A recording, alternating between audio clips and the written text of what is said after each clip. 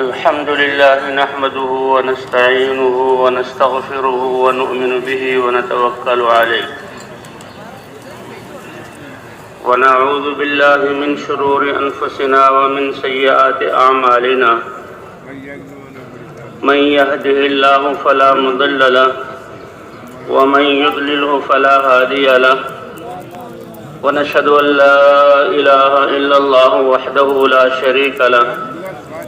ونشهد أن سيدنا ومولانا محمدا عبده ورسوله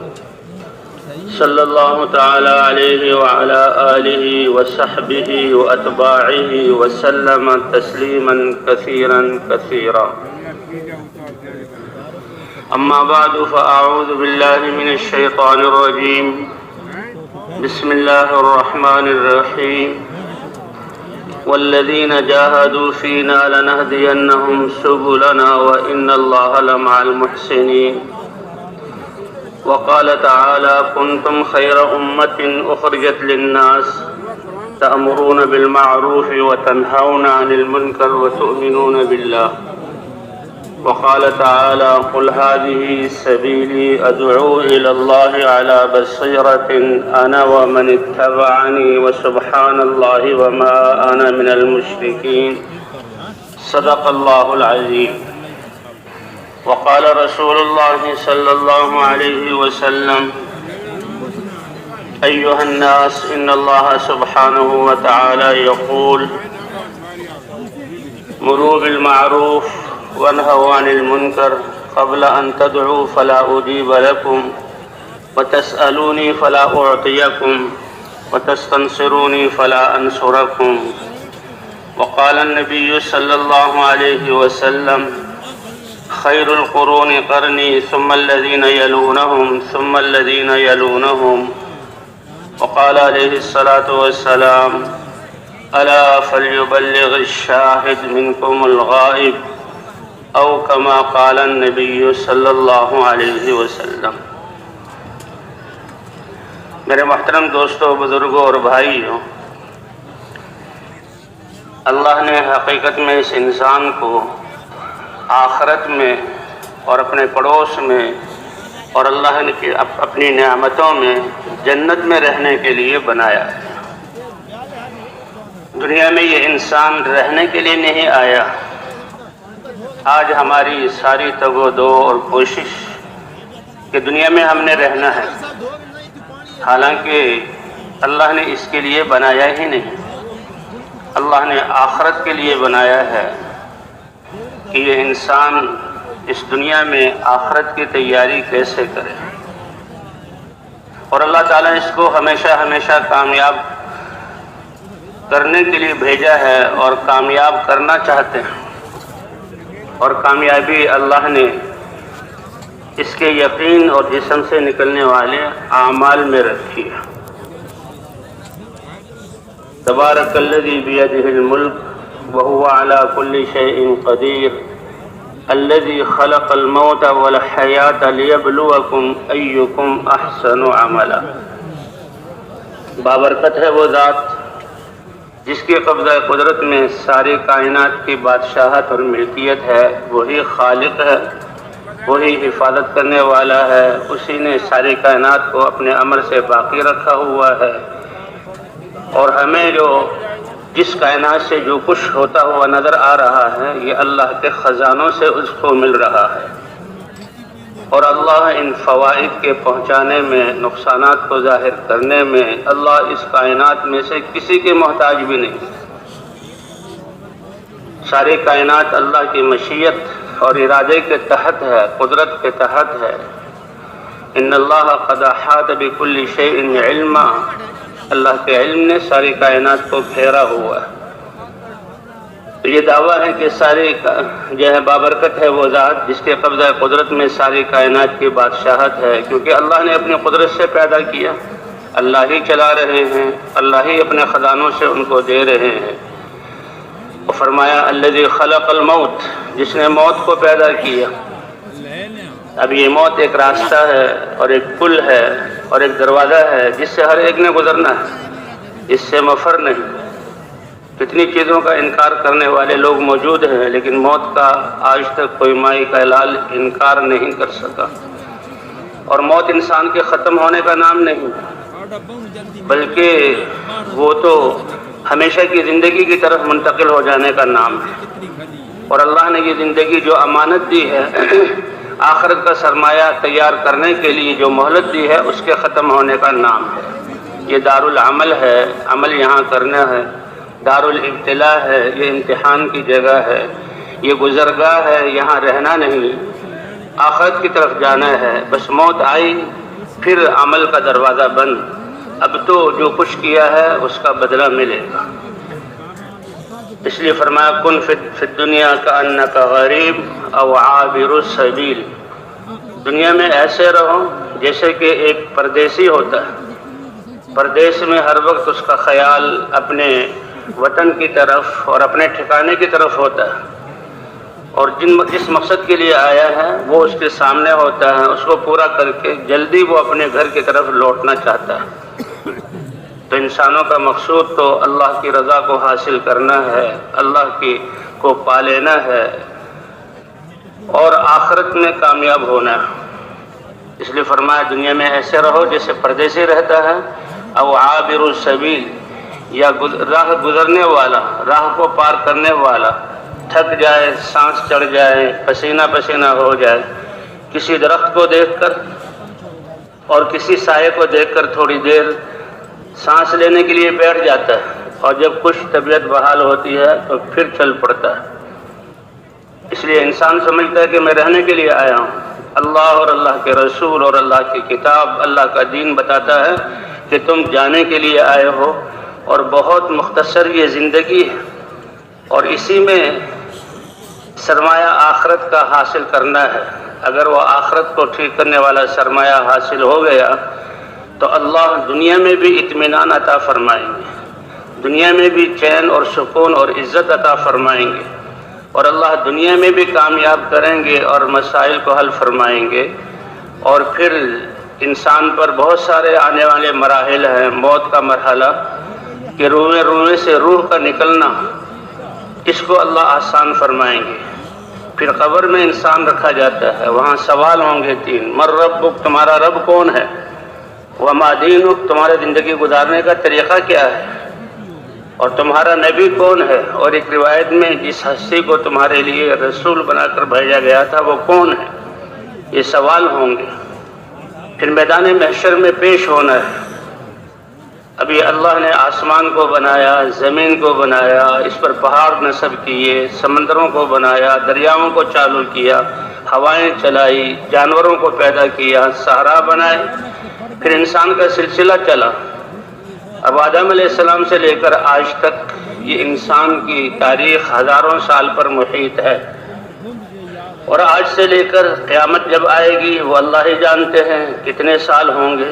اب یہ سارے کھرب ہا کھرب انسان دنیا میں آنا اور دنیا میں زندگی بسر کرنا اور پھر آگے جانا، یہ تاریخ ہزاروں سال پر محیط ہے، لیکن اللہ اسی انسان کے لیے پھر میدان محشر کو قائم فرمائیں گے۔ زمین کو بنایا جائے گا، انسان کے جسم کے اعضاء کو اکٹھا کر کے جسم کو کامل بنایا جائے گا، سور اللہ کے حکم سے پھونکا جائے گا، جسے سور کے پھونکنے پر اللہ تعالیٰ ساری دنیا کو تباہ کر دیں گے، سمندروں میں آگ لگ جائے گی، اور یہ پہاڑ دھنی ہوئی روئی کی طرح بن کر ہواؤں میں اڑیں گے، کالعہن المنفوش،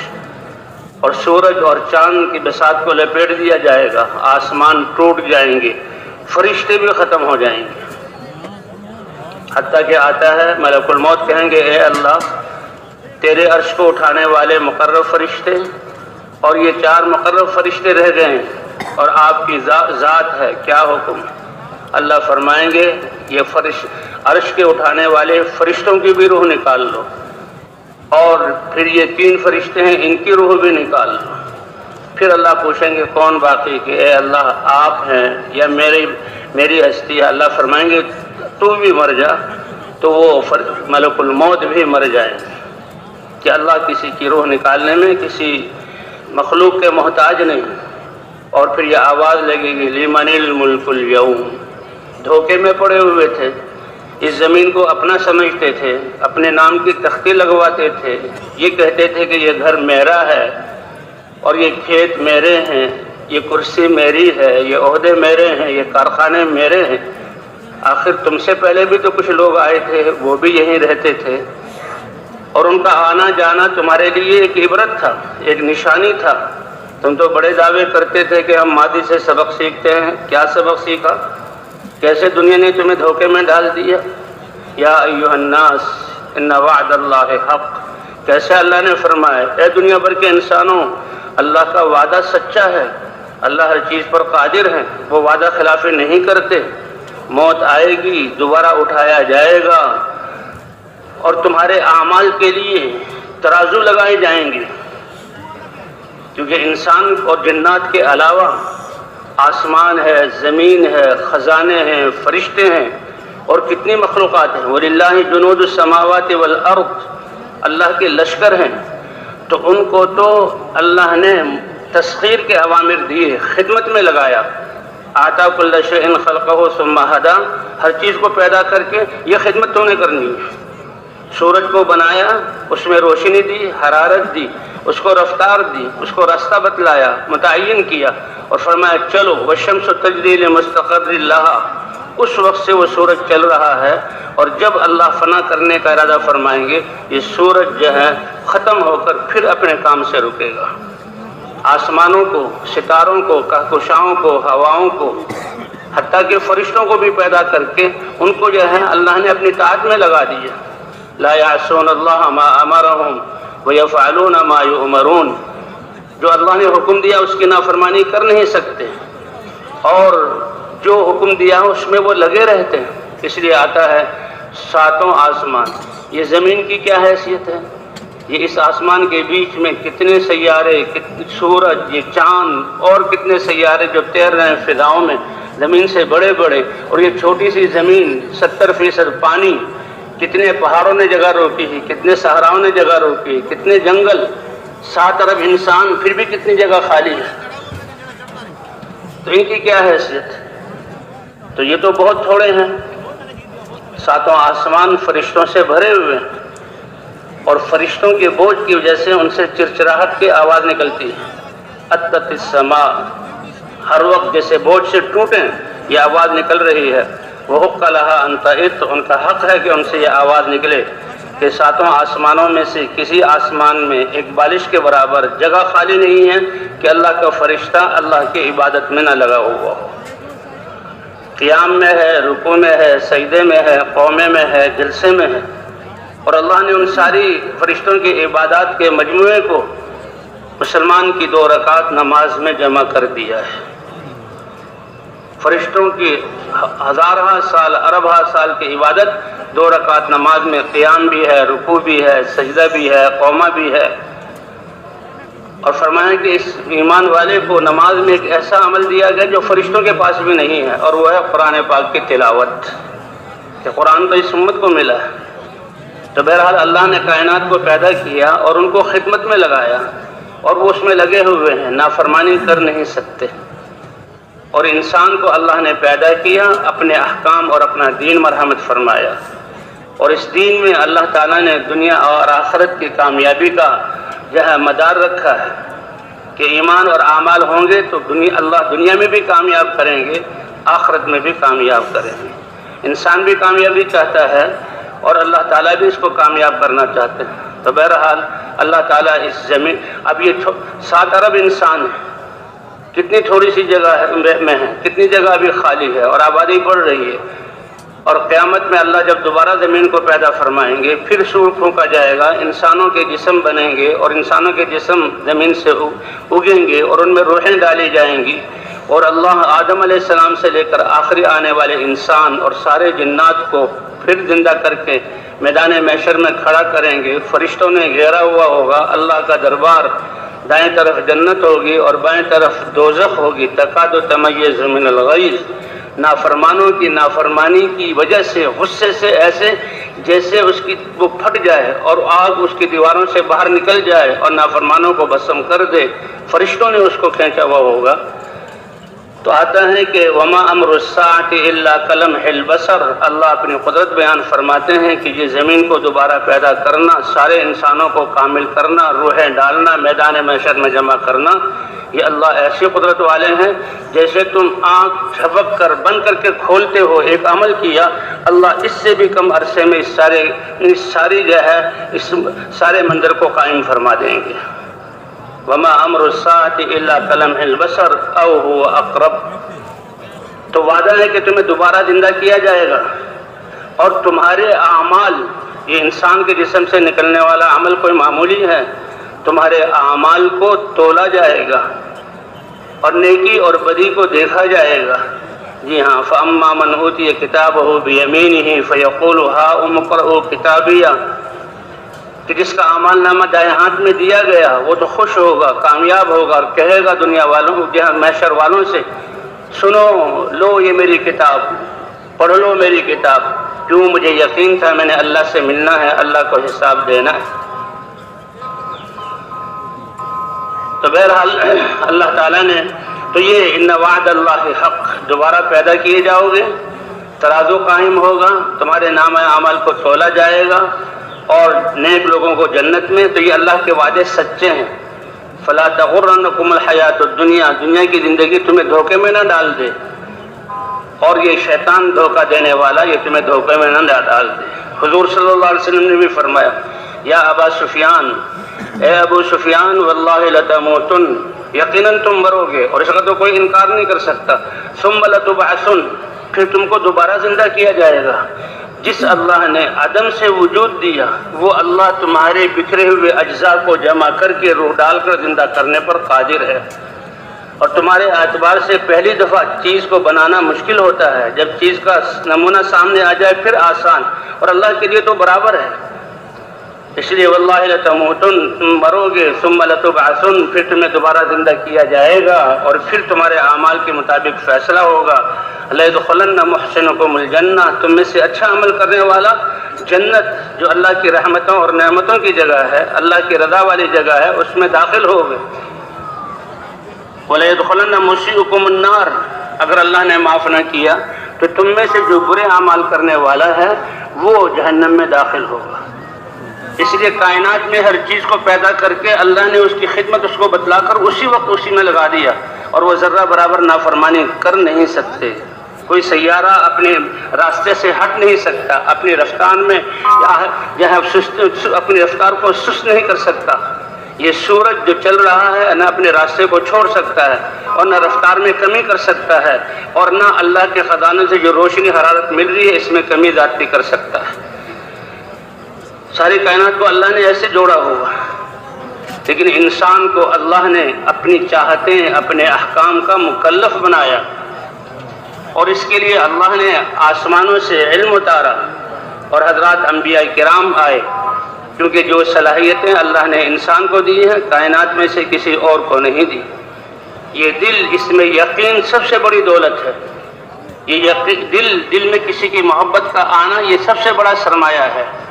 انسان کے بول یہ بہت بڑے طاقتور ہیں، جیسے لوگ بھی کہتے ہیں کہ زبان کا زہر جو ہے، یہ زبان کی کڑواہٹ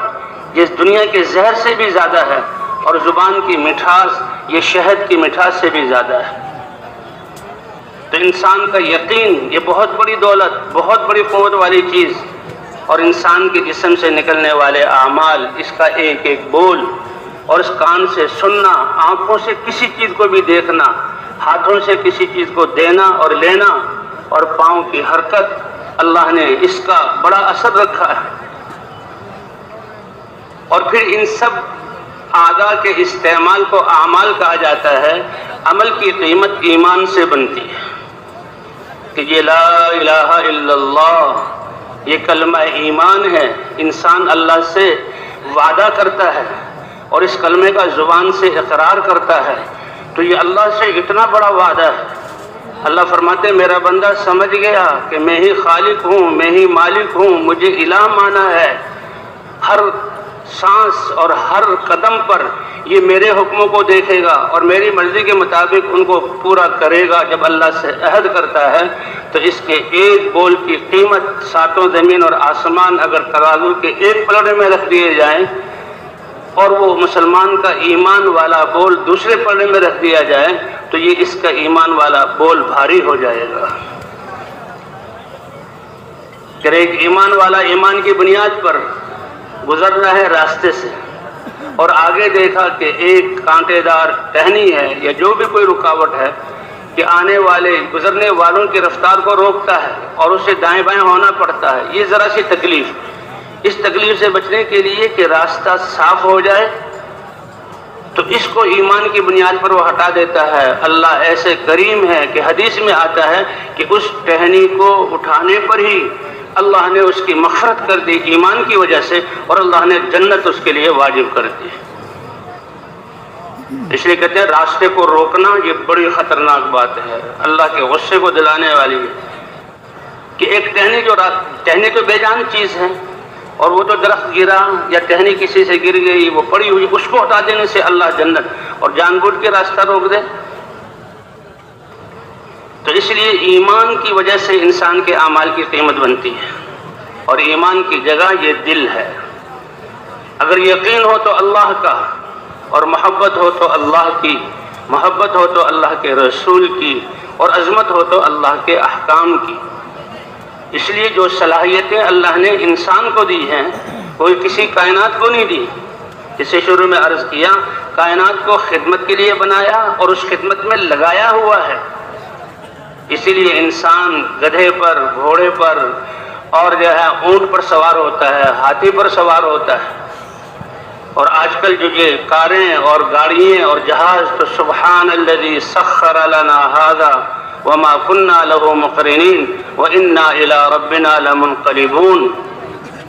کیا اللہ کے رسول نے دعا بتلائی،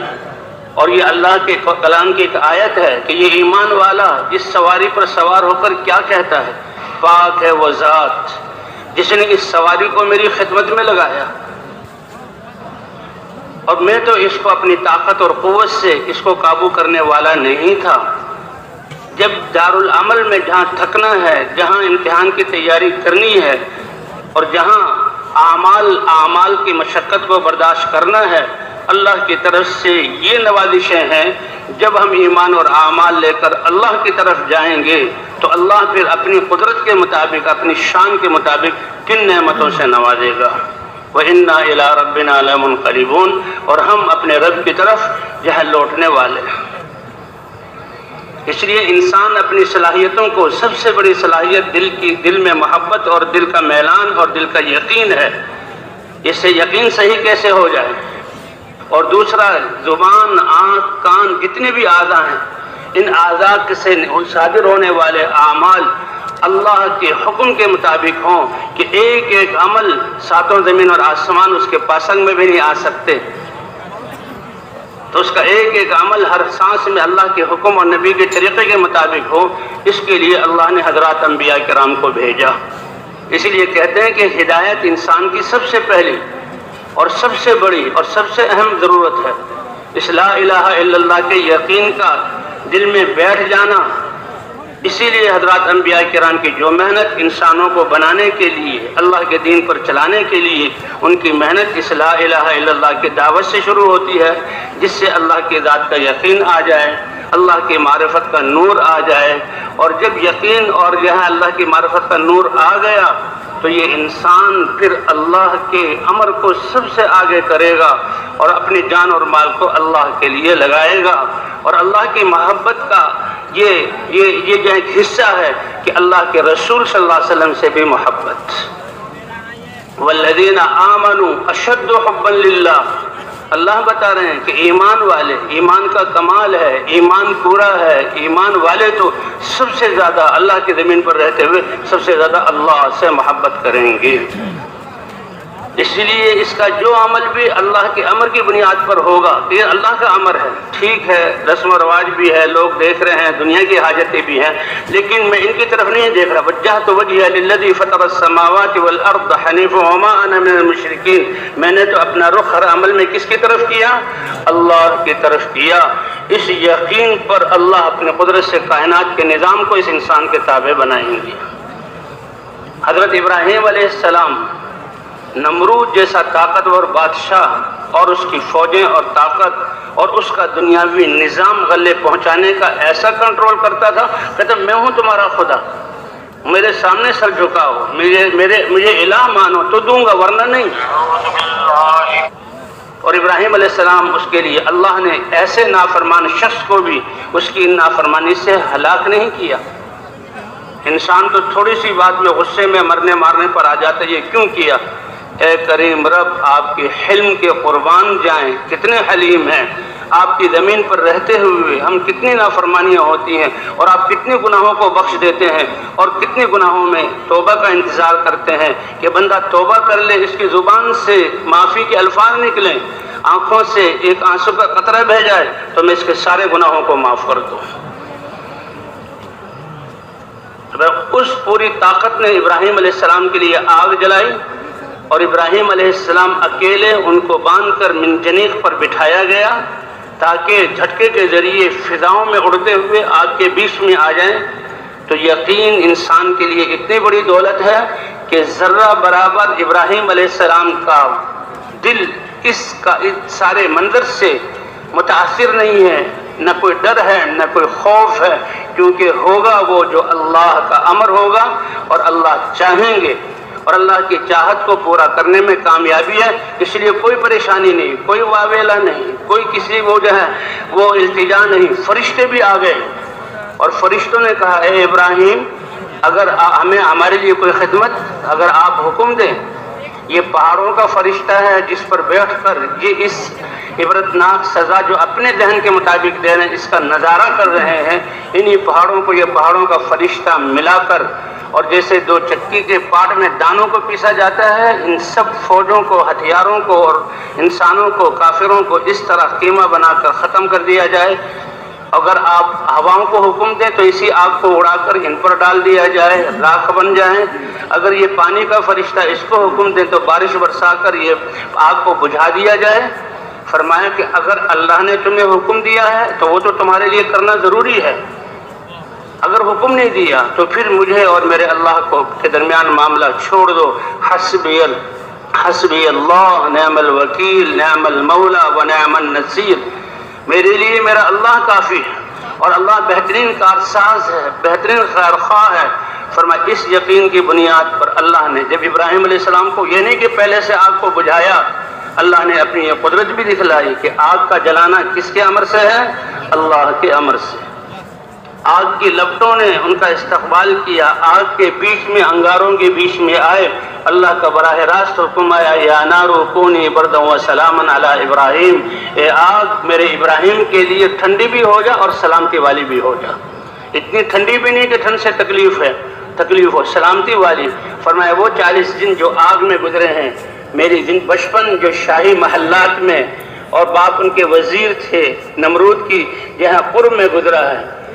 تو ان سب سے بہترین دن اور راحت اور آرام اللہ نے مجھے آگ کے بیچ میں پہنچایا۔ وہی آگ اسی وقت میں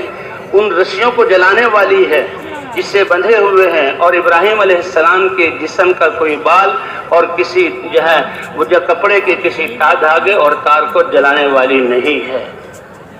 تو یہ یقین ہے جو حضرات انبیاء کرام لے کر آتے ہیں، اور سب سے پہلے اس یقین کو، اور جب یہ یقین آ جاتا ہے پھر انسان اللہ کے احکام کو مانتا ہے۔ اسی بنا پر حضرت ابراہیم علیہ السلام کو جب حکم ہوا کہ اپنی جوان بیوی ہاجر علیہ السلام اور دودھ پیتا بچہ اسماعیل علیہ السلام، کتنا سعادت مند، کتنے نصیبوں والا یہ بچہ، ایک تو اب اس کی اپنے بچے کی اپنی عظمت اور دوسرا 90 سال کے بڑھاپے کی عمر میں اللہ نے دیا، اس سے کتنی محبت۔ لیکن ایمان والوں کے لیے تو اور پھر انبیاء کرام اللہ کی محبت ان سب چیزوں پر غالب ہوتی ہے، پھر اللہ ان کو نوازتے ہیں۔ اے ابراہیم اس بیوی کو اور اپنے اس بچے کو لو اور چلو اور جہاں میرا حکم ہے وہاں چھوڑو۔ اب شام کے کھیتوں لہلہاتے کھیت اور سرسبز پھلوں سے لدے ہوئے باغات اور صاف پانی کے چشمے اور نہریں اور ٹھنڈی ہوائیں اور بہترین عمارتیں اور گھر وہاں سے لے کر نکلے، اردن کے دشت اور میدانوں سے گزرے اور حجاز کے پہاڑوں میں داخل ہوئے، مہینے کا سفر، اور جب ایسے سخت پہاڑ آ گئے کہ کہ جس کے چاروں طرف میلوں تک زندگی کے کوئی اسباب نہیں، ہلاکتوں کے سارے اسباب ہیں، وہاں پر بیوی کو اتارا اور جو مشکلے میں پانی بچا ہوا تھا وہ دیا، اور تھیلے میں کھجوریں تھی وہ دی، بچے کو حوالے کیا اور اترے نہیں بلکہ اپنی سواری کو موڑنے لگے۔ حضرات انبیاء کرام کے اخلاق اپنے گھر والوں کے ساتھ، وہ تو اخلاق کو پورا کرنے کے لیے اور جو ہے کرداروں کو خوبصورت بنانے کے لیے تشریف لاتے ہیں۔ حضور صلی اللہ علیہ وسلم نے فرمایا کہ میں تو بہترین اخلاق کو پورا کرنے کے لیے دنیا میں بھیجا گیا ہوں، تو ان کے اخلاق سب سے زیادہ اس کے حقدار ان کے گھر والے۔ حضور نے فرمایا خیرکم خیرکم لأہلہ وانا خیرکم لأہلی، تو میں سب سے بہترین وہ ہے جو اپنی بیوی، بچوں، ماں باپ اور اولاد کے ساتھ سب سے اور رشتہ داروں کے ساتھ سب سے اچھا معاملہ کرے، کیونکہ تمہارا نبی، نبیوں کا سردار حضرت محمد صلی اللہ علیہ وسلم وہ اپنے گھر والوں کے لیے سب سے زیادہ بہترین ہے۔ تو ایسی انبیاء کرام، حضرت حاجر علیہ السلام کی صحبت، ان کے حسن اخلاق، جب انسانیت کے لیے ابراہیم علیہ السلام آگ میں ڈلنے کو قبول کر لیتے ہیں تو پھر اپنے گھر والوں کے ساتھ کیسے اچھے اخلاق۔ لیکن یہاں دیکھا کہ وہی شوہر اتنی محبت والا اب سواری کے نکیل کے ذریعے اس کے رخ کو موڑ کر جانا چاہتا ہے۔ حاجر علیہ السلام پیچھے دوڑی، اے ابراہیم کہاں چھوڑ رہے ہو، کیوں چھوڑ رہے ہو، کس کے حوالے کر رہے ہو؟ 2-3 دفعہ سوال کیا لیکن جواب کی اجازت نہیں ہے کہ سمجھاؤ۔ لیکن پھر اسی عورت کے دل میں خیال آیا یہ تو اللہ کے نبیوں میں سے اللہ کے خلیل ہیں اور کیسے یہ داعی ہیں، تو ان کا تو کوئی قدم اللہ کے امر کے بغیر ہوتا نہیں۔ فرمایا اللہ امرک بہذا، کیا اللہ نے تمہیں حکم دیا اس بات کا؟ تو اشار براسہ، سر سے بھی اشارہ کیا اور زبان سے بھی فرمایا ہاں، تمہیں شام سے لینا، اپنے اس دودھ پیتے بچے کو اور اس حسین خوبصورت اور اتنے سعادت بچے کو تمہاری گود میں یہاں چھوڑنا ایسی وادی میں کہ ہلاکتوں کے سارے اسباب ہیں اور پلنے کا کوئی سبب نہیں سوائے اللہ کی قدرت کے، اور وہ سب سے بڑی چیز ہے، اس اللہ نے حکم دیا، زبان سے ہاں کہا، چلا چلے۔ بس اس عورت کے زبان سے جو ایمان والا کلمہ، پھر چلے جائیے، اذن لا یضیعن اللہ، پھر تو اللہ مجھے اور میرے بچے کو ضائع نہیں کریں گے۔ پھر اس یقین کی لاج اور اس یقین کی بنیاد پر اللہ تعالیٰ نے کیسے ان آب زمزم کا اظہار کیا اور کیسے اس بیابان کو مکہ شہر بنوایا اور بیت اللہ وہاں بنا، اور اس وقت سے لے کر آج تک، حالانکہ وہاں کوئی زراعت کے نقشے نہیں اور حضور کے زمانے میں کوئی تجارت کے نقشے نہیں تھے، کیسے اللہ نے ارب ارب انسانوں کے رزق کا اور ان کی حفاظت کا اور ان کے اطمینان کا ذریعہ بنایا۔ فرمایا یہ امن والا شہر بنایا، حتیٰ کہ یہاں تو جانور بھی امن میں ہیں، نہ شکار کرنے کی اجازت ہے، نہ وہاں گھاس کو اکھاڑنے کی اجازت ہے حاجی کے لیے۔ تو جو ایمان اذن لا یضیعن اللہ، تو ایمان اتنی بڑی چیز ہے، ایسی طاقتور چیز ہے۔ تو حضرات انبیاء کرام کے دل کی صلاحیت اور دل سے کے یقین سے فائدہ اٹھانا ایمان کی صورت میں، اور جسم سے نکلنے والے اعمال اللہ کی طاعت کی صورت میں، حضرات انبیاء کرام اس کی محنت لگ کر آتے تھے، اور سب سے آخر میں سارے نبیوں کے سردار حضرت محمد صلی اللہ علیہ وسلم اس مبارک محنت کو لے کر آئے کہ اے انسانوں، تمہاری کامیابی ایمان میں اور اللہ کے احکام کو پورا کرنے میں، اعمال میں، اور بنیادی چیز ایمان۔ اس لیے حضرت محمد صلی اللہ علیہ وسلم نے لا الہ الا اللہ، جو سب سے بڑا کلمہ ہے، کلمہ معرفت ہے، کلمہ تقوی ہے، کلمہ اخلاص ہے، اس کی دعوت شروع کی اور فرمایا کہ میں ایسا کلمہ لے کر آیا ہوں، اگر اس کلمے کو تم صدق کے دل سے کہہ لو تو یہ بگڑے ہوئے ضدی اپنی بچیوں کو زندہ درگور کرنے والے، اپنے بچوں کو جو پیدا ہو چکا فقر کے ڈر سے گلا گھونٹ کر مارنے والے، اور بیت اللہ کا ننگے طواف کرنے والے، اور بیت اللہ کے چاروں طرف غیر اللہ کی یعنی بتوں کی عبادت کرنے والے، اللہ ان کی زندگی کو ایسے پاکیزہ اور ایسے مرتب کر دے گا، ایسے سلیقے آداب دے دیں گے کہ روم اور فارس دنیا کی جو ہے ممالک، قیامت تک آنے والی انسانیت اپنے سلیقوں کو بھول کر ان جو ہے راستوں کو اختیار کرے گی۔ اتنا بڑا وعدہ اللہ نے اس کلمے پر فرمایا، اللہ کے رسول بتا رہے ہیں۔ تدین لکم العرب وتؤدی الیکم الجزیہ العجم. لیکن آپ صلی اللہ علیہ وسلم آخری نبی ہیں، آپ کے بعد کوئی نبی نہیں آئے گا. جیسے اللہ رب ہیں اور جسمانی غذاؤں کے لیے کتنے نظام ہیں، کتنے کام ہیں، تو اسی طرح روحانی تربیت کے لیے اللہ کی طرف سے نبیوں کا آنا.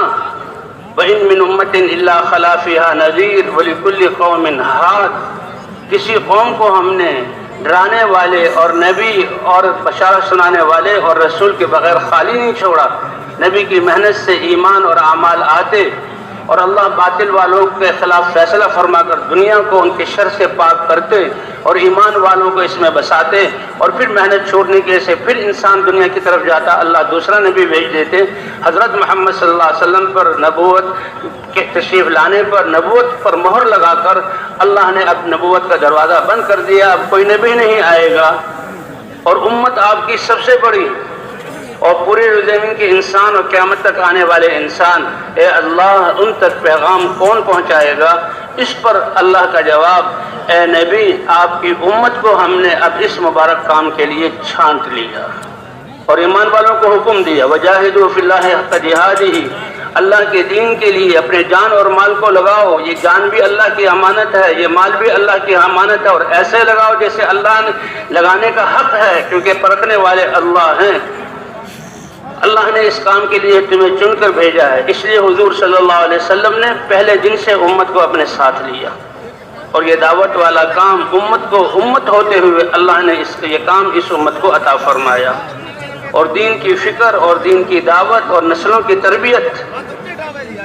یہ اللہ نے ہمارے ذمے کی. جیسے مرد مکلف ہیں، عورتیں بھی. امت ہوتے ہوئے کام نبیوں والا کرے گی.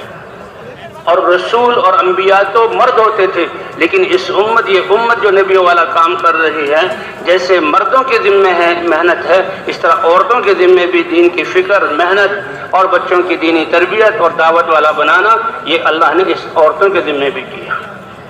اس لیے حضور صلی اللہ علیہ وسلم جب آپ دعوت دے رہے ہیں اور جو ایمان لاتا ہے فوراً یہ لا الہ الا اللہ،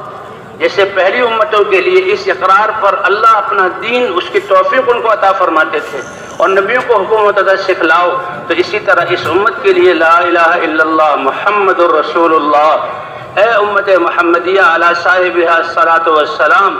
اللہ کے احکام، اللہ پر ایمان بھی لاؤ، اللہ کے احکام کو پورا بھی کرو، اور محمد الرسول اللہ کے اقرار کی وجہ سے اب حضرت محمد صلی اللہ علیہ وسلم والی محنت والا کام بھی کرو. اتنا بڑا کام کہ پہلے انبیاء ان کی دائرہ نبوت محدود تھا، زمانہ محدود تھا، علاقہ محدود تھا، افراد محدود تھے. ان کی محنت کا اثر اس امت میں پڑتا تھا، اس میں سے ہدایت والے جو ہیں پیدا ہوتے تھے. اور یہ محنت ایسی ہے کہ اس کا اثر، تمہاری محنت کا اثر پورے عالم پر اور قیامت تک آنے والی نسلوں پر پڑے گا. اس لیے ہر کلمہ کو اس محنت کو کرتا تھا. خیر القرون قرنی، حضور صلی اللہ علیہ وسلم کی حدیث ہے کہ آدم علیہ السلام سے لے کر، کیونکہ اعتبار انسانوں کا ہے، اللہ نے ہمیں انسان بنایا، آخرت کی طرف جانا ہے، تو آدم علیہ السلام سے لے کر حضرت محمد صلی اللہ علیہ وسلم تک یہ زمانہ جو ایک ظرف ہے، اس میں انبیاء اور قومیں آئیں، اور انبیاء کی دعوت اور انبیاء کا تقوی، اللہ کی معرفت، اللہ کے ہاں محبوبیت اور ایمان لانے کے قدر اور عظمت اور ان کے اعمال. فرمایا کہ ان سب زمانوں میں بہترین زمانہ قرنی وہ زمانہ ہے جس میں حضرت محمد صلی اللہ علیہ وسلم ہے اور آپ کے ساتھ صحابہ کی جماعت ہے. جن زمانوں میں کس نے کیا اعمال کیے، تو سب سے بہترین زمانہ حضور صلی اللہ علیہ وسلم کا زمانہ ہے. کیوں؟ حضرت محمد صلی اللہ علیہ وسلم کا وجود اقدس، آپ کی مبارک محنت، اور پھر مسلمان مرد ہوں، عورتیں ہوں،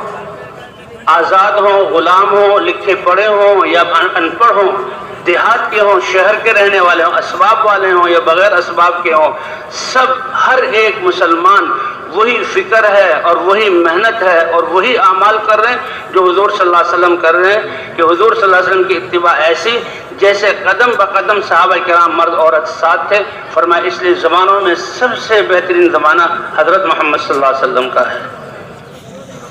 اس لیے کہ حضور صلی اللہ علیہ وسلم کی دعوت والی محنت کر رہے ہیں، ہر صحابی ایمان لا کر دعوت والی محنت کو کر رہا ہے، اور اس محنت کے کرنے میں جو حالات آ رہے ہیں اس پر صبر صحابہ کر رہے ہیں جیسے حضور، کیونکہ حضرات انبیاء کرام کی جو انفرادی زندگی ہے، حضرات انبیاء کرام معصوم، ان کے اخلاق، ان کے اندر حیا اور ان کی جہاں انسانیت کی خدمت، لوگ اشش کرتے تھے اور ان پر رش کرتے تھے، لیکن ان کی ذاتی زندگی سے کوئی اپنی زندگی بدلتا نہیں تھا۔ اللہ کے رسول نے بھی تو 40 سال پیدائش سے لے کر اور جو ہے نبوت ملنے تک 40 سال گزارے، اور آپ کی پیدائش پر کتنے معجزات اللہ نے ظاہر کیے، ابھی نبوت نہیں ملی اور سب آپ کو صادق امین کہتے تھے، لیکن کسی نے یہ کہا ہو کہ میں یا میرے بچے وہ ایمان اور وہ زندگی اپنا لیں جو حضرت محمد صلی اللہ علیہ وسلم نے اپنائی ہوئی ہے، ایسا کوئی قصہ نہیں ملتا۔ اب اس باطل کے توڑ کے لیے اللہ نے نبیوں کو دعوت دی۔ ہر نبی جب دعوت شروع کرتا تو یہی تعریف کرنے والی قوم، کیونکہ یہ دعوت ان کے باطل معاشرے، ان کے غلط اخلاق اور ان کے ظلم کے خلاف ہے، ان کے باپ دادا کے طریقوں کے اور طاقتوروں کے طریقوں کے خلاف ہے، اس لیے سب دشمن بن جاتے اور اصل کام اس وقت شروع ہوتا۔ حضور صلی اللہ علیہ وسلم جمع کیا، کیسا تم نے پایا کہ آپ صادق ہیں اور امین ہیں،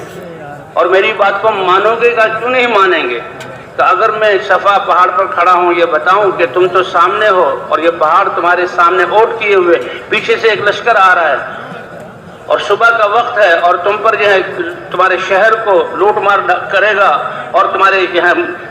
گھروں کو برباد کرے گا، میری تصدیق کرو گے؟ سب نے کہا کیوں نہیں، اس زبان سے ہم نے خلاف واقع بات سنی ہی نہیں۔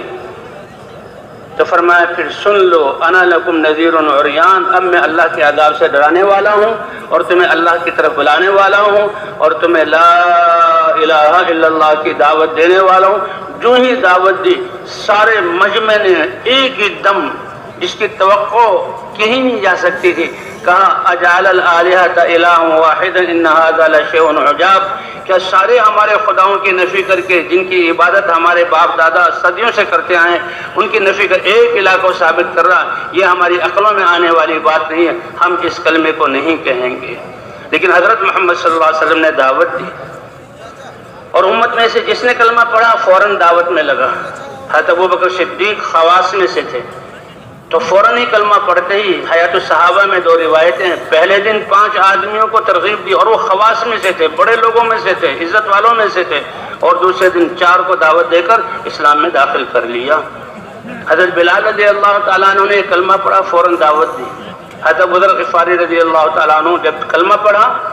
اور کلمہ پڑھتے یا رسول اللہ مجھے اجازت دیجیے کہ اتنے مخالف ماحول میں یہ کافر جو اتنے نقصان میں جا رہے ہیں ان کو میں دعوت دوں۔ کہا تمہیں بہت کچھ تکلیف پہنچے گی، تمہیں دکھ پہنچائیں گے۔ کہا اس کی کوئی پرواہ نہیں۔ اللہ کے رسول نے کہا جاؤ اپنے علاقے میں جاؤ اور اس کام کو کرو، اور جب تمہیں پتہ لگے کہ میرا امر غالب آ گیا اس وقت آ جانا۔ فرمایا اے اللہ کے رسول، اس حقیقت کے کھل جانے کے بعد اور انسانیت کے اس نقصان میں کوئی معمولی نقصان نہیں ہے، اللہ کو ناراض کیے ہوئے ہیں اور اللہ کو ناراض کر کے دنیا میں رہ رہے ہیں، اگر اس پر موت آئی تو جہنم ان کا ہمیشہ کا ٹھکانہ ہے، یہ برداشت نہیں ہو سکتا۔ اور بیت اللہ میں گئے جہاں سارے سردار اپنے اپنے قوموں کے ساتھ وہاں بیٹھتے تھے، مجلسیں لگاتے تھے، اور ان میں زور سے جا کر اس کلمے کو پڑھا دعوت کی نیت سے۔ سارے جو ہے مکے والے جو بیت اللہ میں تھے ان پر پل پڑے، اتنا مارا کہ جان نکلنے کا خطرہ ہو گیا۔ حضرت عباس رضی اللہ تعالیٰ ان کے اوپر بڑے جسم والے تھے، ان کی جسم کے اوپر لیٹ گئے اور ان کی ماروں کو اپنے جسم پر برداشت کیا اور کہا کیا کر رہے ہو؟ یہ غفار قبیلے کا آدمی ہے، اگر یہ مر گیا تو شام کی تجارت بند ہو کر تم بھوکے مرو گے۔ دنیا کی چیزوں سے متاثر ہوتے تھے۔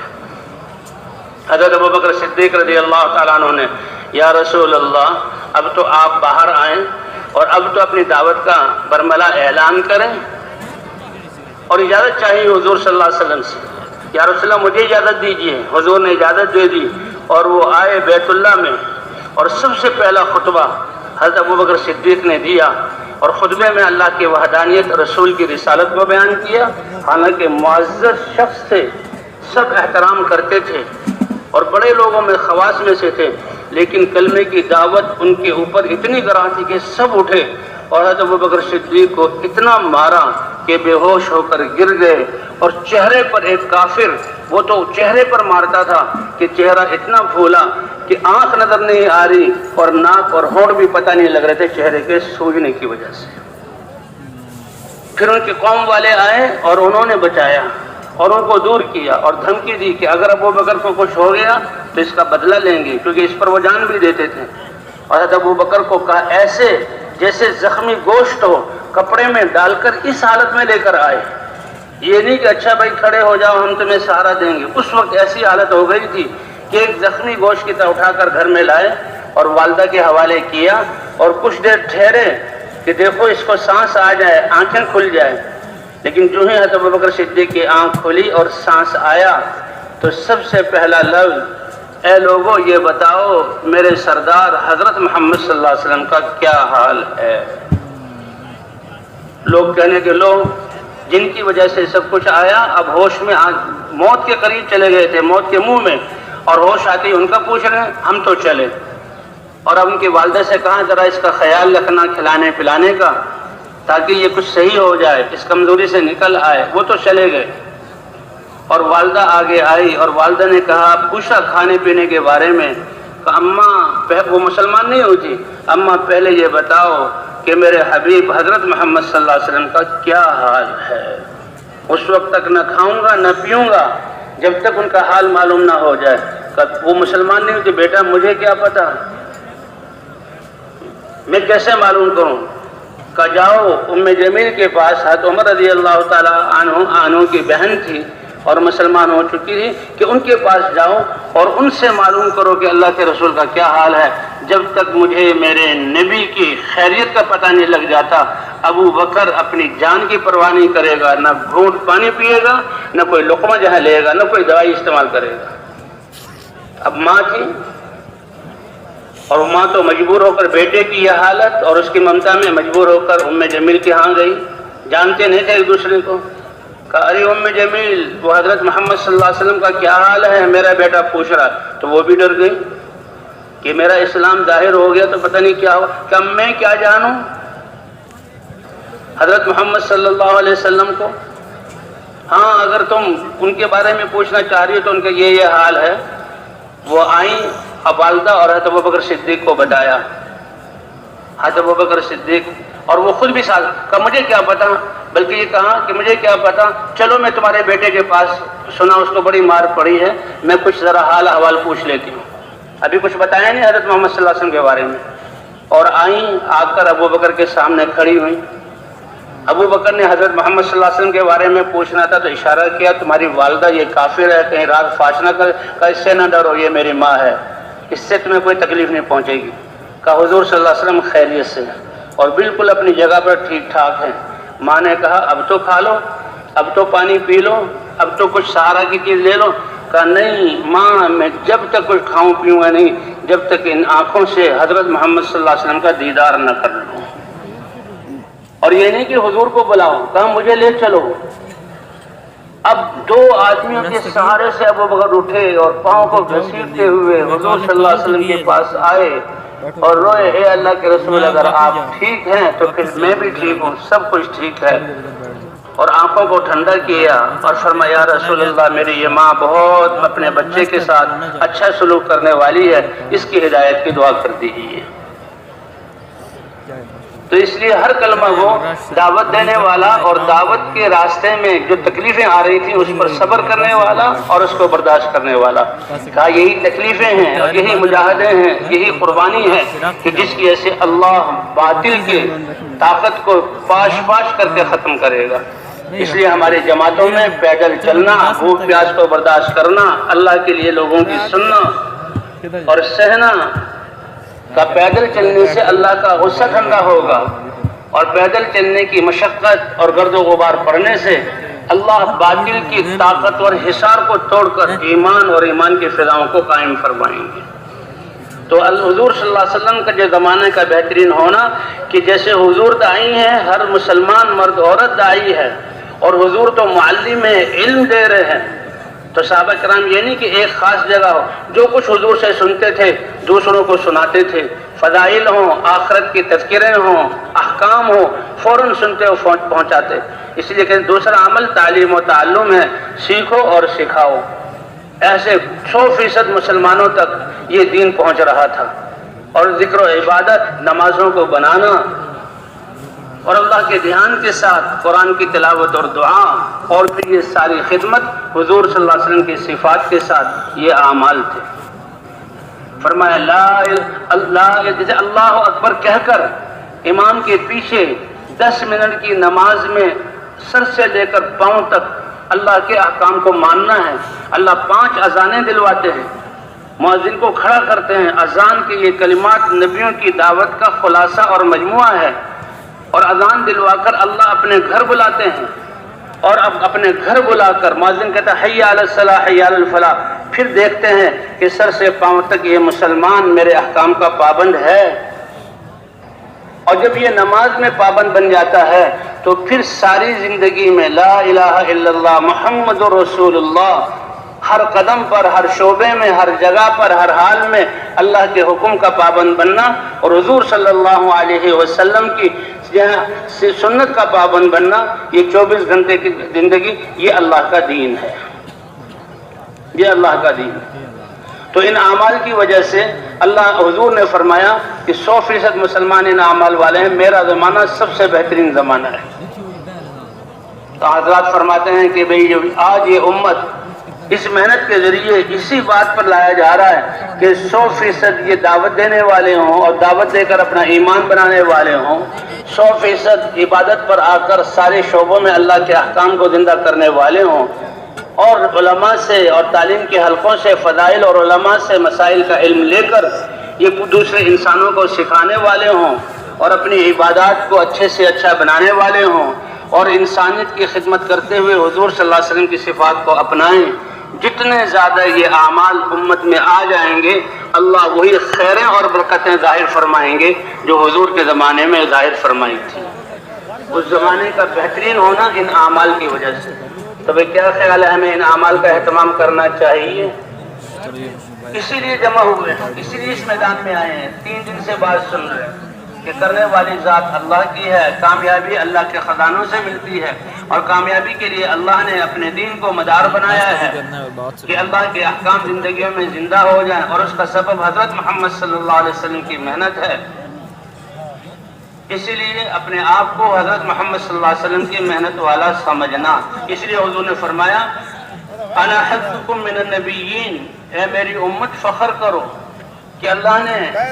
نسبتیں تو آخرت میں اللہ کی نسبت چلے گی یا اللہ کے نبی کی. یہ قومیں، یہ علاقے، یہ زبانیں، یہ دنیا میں تعارف کے لیے ہیں، یہ فخر کرنے کے لیے نہیں. یہ تو صرف جان پہچان کے لیے ہیں، ورنہ اصل نسبت ہم اللہ کے بندے ہیں اور حضرت محمد صلی اللہ علیہ وسلم کی امت میں ہیں. یہ آخرت میں نسبت چلے گی. تو اس امت کو نسبت حضرت محمد صلی اللہ علیہ وسلم کی طرف پہلی کتابوں میں بھی اس کا ذکر ہوا، قرآن میں بھی اس کا ذکر ہے، اور قیامت میں بھی حضرت محمد صلی اللہ علیہ وسلم کی امت کی نسبت کے ساتھ ان کے ساتھ جوڑ کر ہمیں پکارا جائے گا. اس لیے فخر کرو، ناز کرو کہ اللہ نے اپنے حبیب کو تمہارا رسول مقتدی بنایا ہے، اور اس کی محنت میں اور اس کے غم اور فکر میں اللہ نے تمہیں ان کی اقتداء کا حکم دیا ہے، اور فرمایا یہ میرا نصیبہ ہے کہ امتوں میں جو اللہ کے ہاں سب سے زیادہ پسندیدہ امت تھی، اللہ نے وہ میری امت بنائی. انا حظکم من النبیین وانتم حظی من الامم، اور تم بہترین امت اس لیے ہو کہ تم سارے انسانوں کی ہدایت، نفع رسانی اور اللہ سے ملانا اس کے لیے نکالے گئے ہو. اور اس کا راستہ کیا ہے کہ مسلسل اللہ کا حکم اللہ کے احکام کے تم حکم کرتے رہو گے اور اللہ کے نافرمانیوں سے روکتے رہو گے. فضائیں پاک ہوتی رہیں گی، یہ دھرتی جو ہے گناہوں کی آلائشوں اور بدبوؤں اور سیاہیوں سے پاک ہوتی رہے گی، اور اس پر بسنے والے ایمان کی فضاؤں میں سانس لیں گے تمہاری اس محنت کی وجہ سے. اس لیے تم بہترین امت ہو. اللہ کو سب سے زیادہ پسندیدہ وہ ہے. الخلق عیال اللہ، یہ ساری مخلوق اللہ کا کنبہ ہے. احب الخلق الی اللہ من احسن الی عیالہ، اللہ کو سب سے زیادہ محبوب وہ ہوگا جو اللہ کی مخلوق کے ساتھ سب سے اچھا معاملہ کرے. اور سب سے اچھا معاملہ کیا ہے کہ دین کے ذریعے اللہ سے تعلق جوڑ کر اور اللہ کے خزانوں سے لینے والا بنا دینا، کہ جن خزانوں میں کبھی کمی نہیں آتی. تو بھائی اس لیے یہ تو ہماری زندگی کا مقصد ہے. پچھلی زندگی ہماری اس کے بغیر گزری، اس سے اللہ سے معافی مانگیں. اور جتنا مجمع آیا مقصد یہی ہے کہ آئندہ کی بقیہ زندگی کتنی ہے کسی کو کوئی پتہ نہیں. یہ عزم کر لیں اے اللہ اب تو تیرے دین پر چلنا اور تیرے دین کو ساری انسانیت تک پہنچانا اور ان کو کامیابی والے راستے پر ڈالنا، یہ ہماری زندگی کا مقصد ہے. فرمایا کہ میری امت کے اعمال کا دار و مدار نیت پر ہے. یہاں ہم نیت کریں گے اور آسمانوں پر اللہ کے ہاں اس امت کی قیمت بڑھ جائے گی. تو کیا خیال ہے بھائی، تیار ہیں اس بات کے لیے؟ سب کے سب اس نیت کو کریں کہ اللہ ہم تیرے بندے ہیں، تیرے نبی کی امت میں ہیں، تیرے نبی کی محنت کرنے والے ہیں، ایک ایک انسان تک تیرے پیغام کو پہنچائیں گے جسے حضرت محمد صلی اللہ علیہ وسلم نے پہنچایا. تو تیار ہے بھائی اس کے لیے؟ اللہ اکبر. جیسے دین انسان کی فطرت کے مطابق ہے، یہ محنت بھی اللہ نے بالکل آسان کی. اس محنت کے لیے اللہ نے کسی انسان کو جسم سے باہر چیز کا محتاج نہیں بنایا. بس دل کا یقین ٹھیک ہو جائے اور جسم سے نکلنے والے اعمال ٹھیک ہو جائیں. اور اگر اللہ نے باہر کی نعمتیں دی ہیں تو ان نعمتوں میں بھی اللہ کے احکام زندہ ہو جائے. ان کے لیے اور آگے فضیلت کی بات. جن کو نعمتیں نہیں ملی ان کو تو صبر پر اور قناعت پر اللہ درجات عطا فرمائیں گے، اور جن کو نعمتیں ملی ہیں ان نعمتوں میں اللہ کے احکام کو پورا کرنے کی وجہ سے اللہ اور درجات کو بلند فرمائیں گے.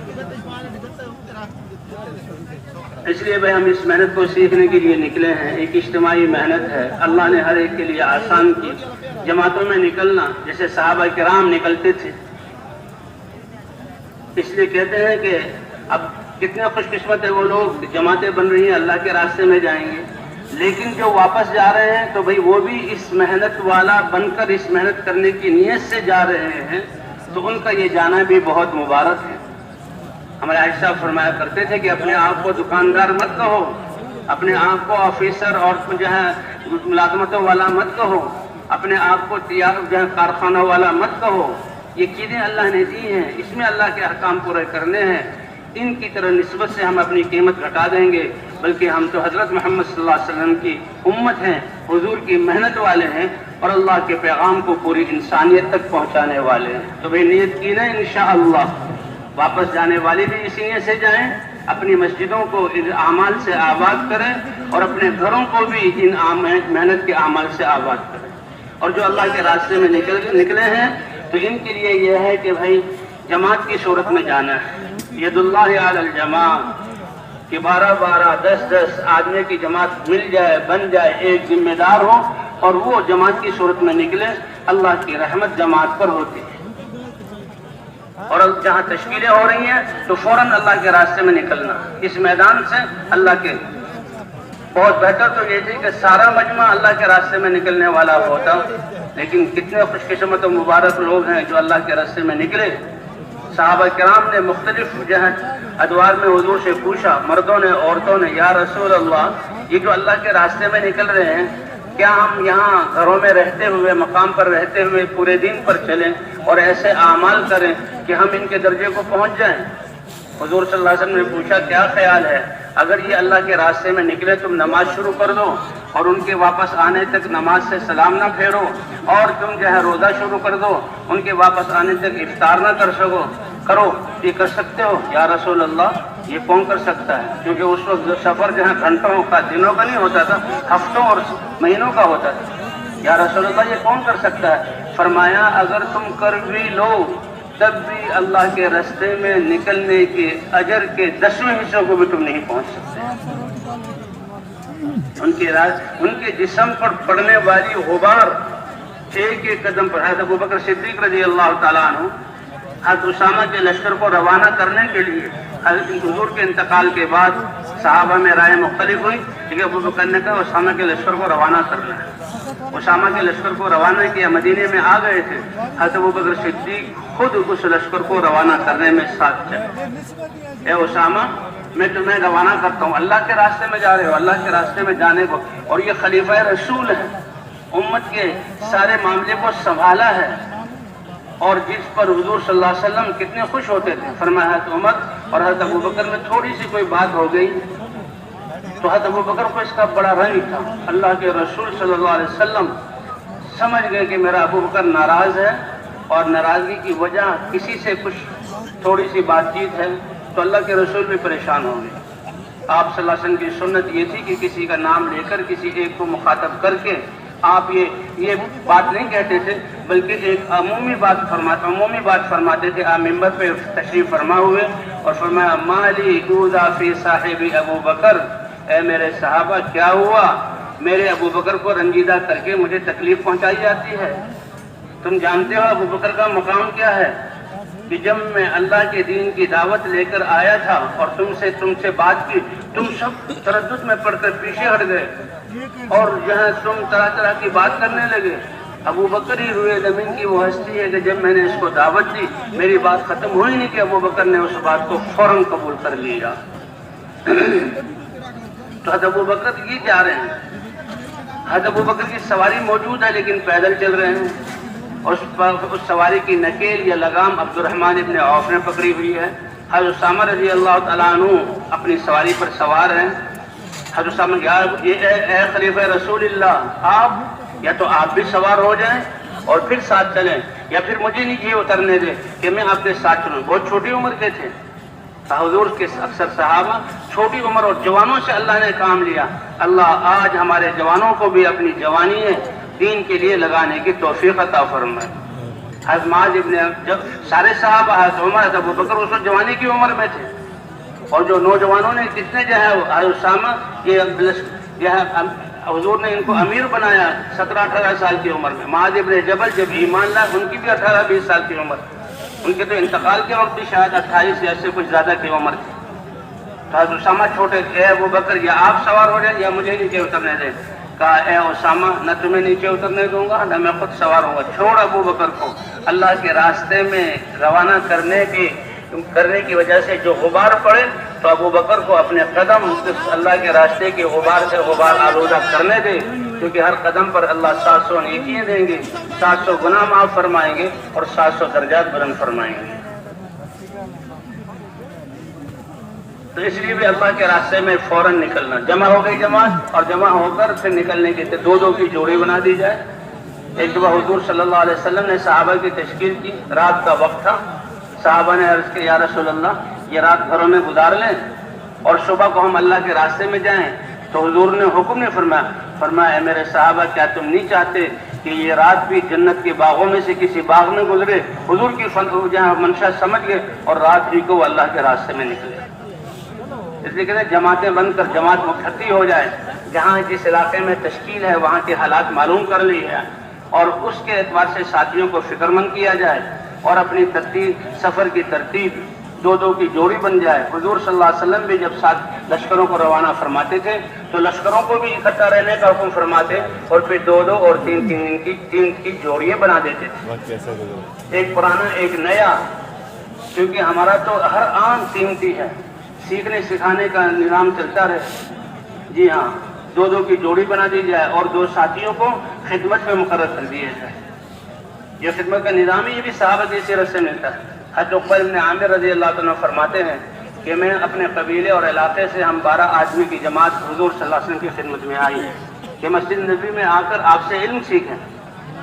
تو صحابہ نے بھی کہا 2 کو ہمیں اونٹ کی خدمت میں مقرر کر دیا کہ بھئی ہر ایک اپنے اونٹ کو باندھے، کھولے، چرائے، پانی پلائے، تو سارا وقت اس میں لگ جائے گا، اس لیے 10 حضور کی خدمت میں آ جائیں اور 2 خدمت کریں۔ ہم نے اونٹوں کو چرایا اور ان کی ساری خدمت کی، اور شام کو جب اونٹوں کو لے کر آئے تو پھر ہمارے دل کا جذبہ کہ میں بھی حضور کی مجلس میں چلا جاؤں، اور وہ آ کر حضور کی مجلس میں بیٹھے۔ اللہ کے رسول کیا بیان فرما رہے تھے؟ اللہ کے رسول یہ کہہ رہے تھے کہ جو مسلمان اچھی طرح وضو کرے اور وضو کر کے 2 رکعت نماز پڑھ لے خشوع خضوع کے ساتھ، تو اس وضو اور نماز پڑھنے پر اللہ تعالیٰ اس کے لیے جنت کو واجب کر دیں گے۔ کیا عمل ہے اس مسلمان، 2 رکعت نماز۔ تو کہتے ہیں میں تو بڑی خوشی ہوئی، میں بڑا محظوظ ہوا، اللہ کے رسول صلی اللہ علیہ وسلم نے کتنی پیاری حدیث بیان کر دی اور مجھے یاد ہو گئی۔ میرے ایک طرف ایک شخص بیٹھے ہوئے تھے، وہ کہنے لگے معلوم ہوتا ہے تم ابھی آ کے بیٹھے ہو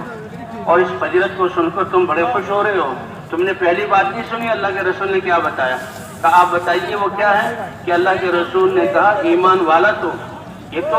وضو کر لیا نفل پڑھنے کے بعد یہ ہے بلکہ اس سے پہلے حضور نے فرمایا کہ نماز پڑھنے کے لیے مسلمان جب وضو کرتا ہے اور اچھی طرح وضو مکمل وضو کرتا ہے اور وضو کرنے کے بعد یہ کہتا ہے اشہد ان لا الہ الا اللہ، اور ایک روایت میں وحدہ لا شریک لہ واشہد ان محمدًا عبدہ ورسولہ یا محمد رسول اللہ، یہ پڑھتا ہے تو اللہ اس کے لیے جنت کے 8 دروازے کھول دیتے ہیں، جس دروازے سے چاہے وہ داخل ہو جائے۔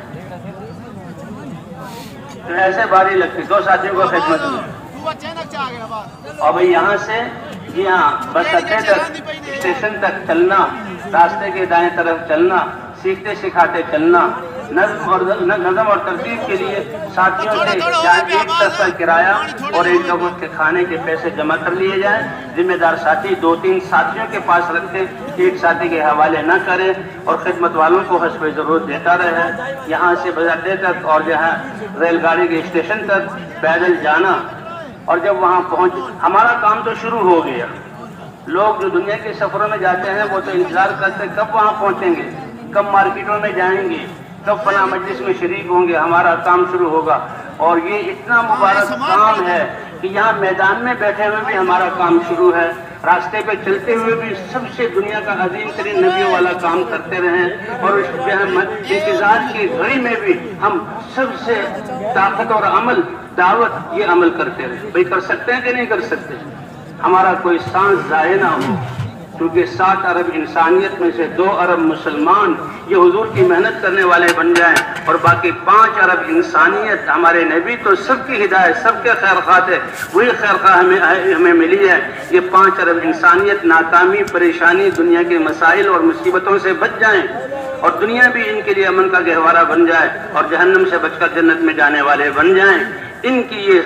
یہ جو ہے کامیابی اور خیر خواہی یہ ہمارے دلوں میں، اس لیے وہاں انتظار میں بیٹھنے کے بجائے 2-2 ساتھیوں کی جوڑی بنا دی جائے، اور ملاقاتیں کر کے ان کو بھائی ہم جو اللہ کے راستے میں نکلے، کیوں؟ انسان کامیابی چاہتا ہے، کامیابی اللہ کے خزانوں سے ملتی ہے، کامیابی کا راستہ اللہ کا مبارک دین ہے، پورا ضابطہ حیات، اور یہ دین کو اللہ نے نبیوں کی محنت سے جوڑا ہے، اور ختم نبوت کی وجہ سے اللہ نے امت ہوتے ہوئے نبیوں والا ہمیں کام دیا ہے۔ اس کے بارے میں پوچھ ہوگی، فضائل سنا کر ان کو تیار کیجیے۔ فضائل ایسی بڑی طاقت ہے کہ یہ لاکھوں کا مجمع جو 3 دن سے یہاں بیٹھا ہوا ہے، اعمال میں شریک ہے، تو یہ فضائل ہی کی بنیاد پر، تو وہی کریں گے نا تیار انشاءاللہ۔ 2-2 ساتھی، اب جب پرانا ساتھی دعوت دے، نیا ساتھی سنے، اور 2-3 مجلسوں کے بعد پھر نئے ساتھی کو آگے بڑھایا جائے۔ اور بھئی اگر ساتھی بالکل نئے ہیں، دعوت دینے کا موقع نہیں بن رہا، تو تعلیم جہاں شروع کر دی جائے، اور ان لوگوں کو دیکھو بھئی اللہ اور اللہ کے رسول کی بات ہے، ان کو قریب کر لیا جائے۔ اب تعلیم کے ذریعے، تعلیم کا مقصد کیا ہے کہ اللہ کے احکام کی عظمت اور اس پہ جہاں کیے ہوئے اللہ کے وعدے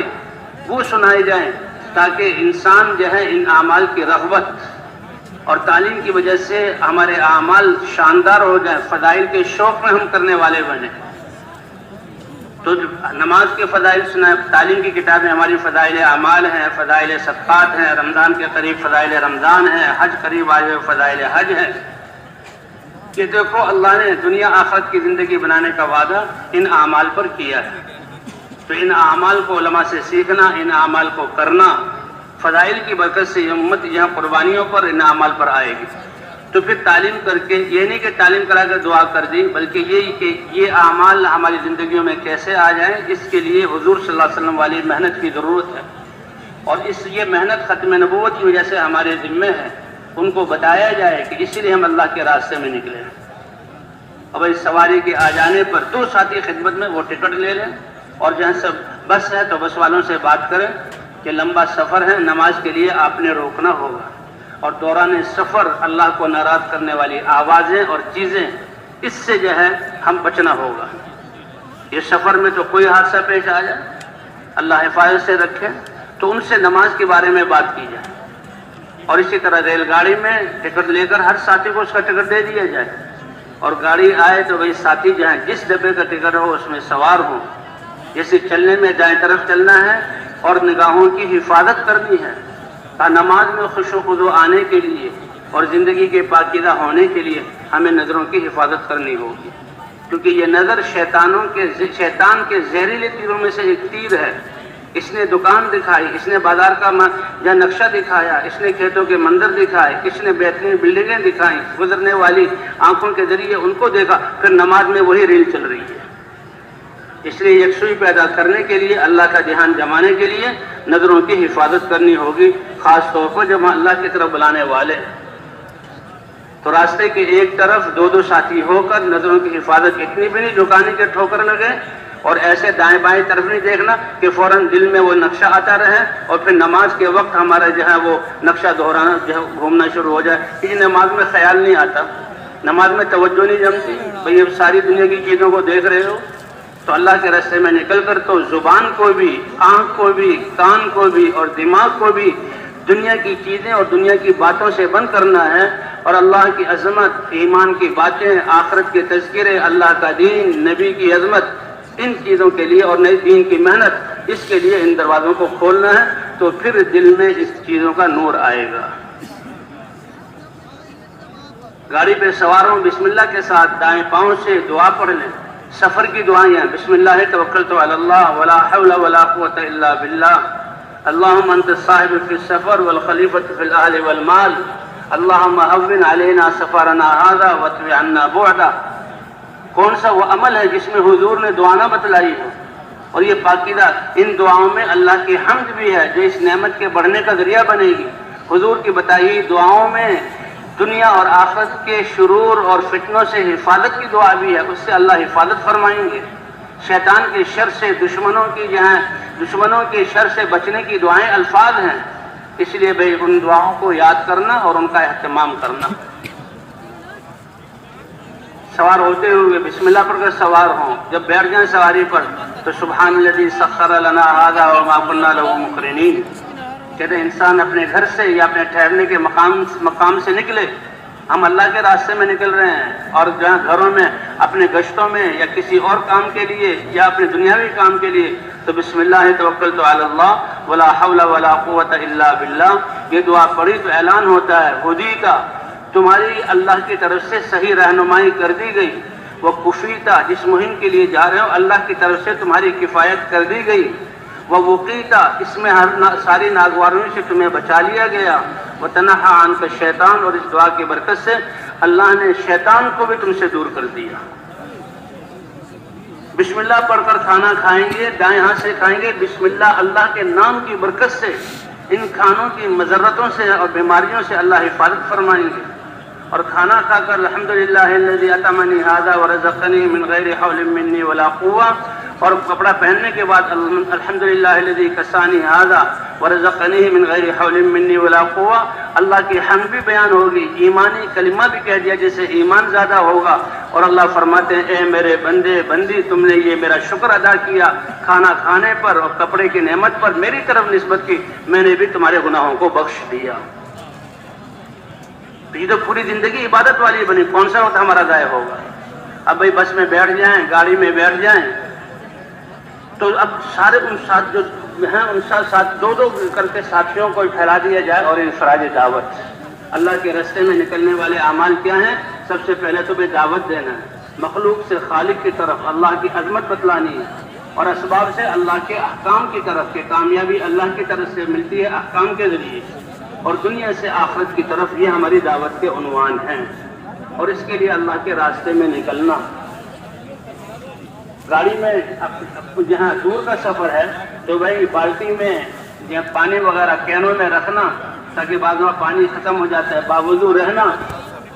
اور اگر گاڑی کسی اسٹیشن پر بڑی زیادہ نہیں رکتی، تھوڑی رکتی ہے تو پھر اترنا نہیں، گاڑی ہی میں دروازوں کے پاس جگہ ہوتی ہے، اذان دے کر جماعت کے ساتھ، چاہے 3 ساتھی جماعت کریں، نماز پڑھنا، اور بھائی انفرادی دعوت دینا۔ اس کے بعد جہاں ہم گئے ہیں وہاں مقام پہ پہنچے ہیں، اترے ہیں، تو سواریوں کو جیسے یہاں سے پیدل چلیں، اسی طرح اڈوں پر اسٹیشن ہوتے وہاں سے بھی پیدل جائیں اور مسجدوں تک ہم جائیں۔ اگر بس سے اترے ہیں اور روڈ سے گاؤں ذرا ایک طرف ہے تو ساتھیوں کو تھوڑا سا کوئی کسی نے کوئی پیشاب وغیرہ کرنا ہو اپنی تقاضوں سے فارغ ہو جائے اور پھر ساتھیوں کو جمع کر لیا جائے۔ سب سے بنیادی چیز تو یہ نیت ہے، اے اللہ تیرا کلمہ بلند ہو جائے، چاہے ہمارا سب کچھ لگ جائے، اور اے اللہ آپ ہم سے راضی ہو جائیں۔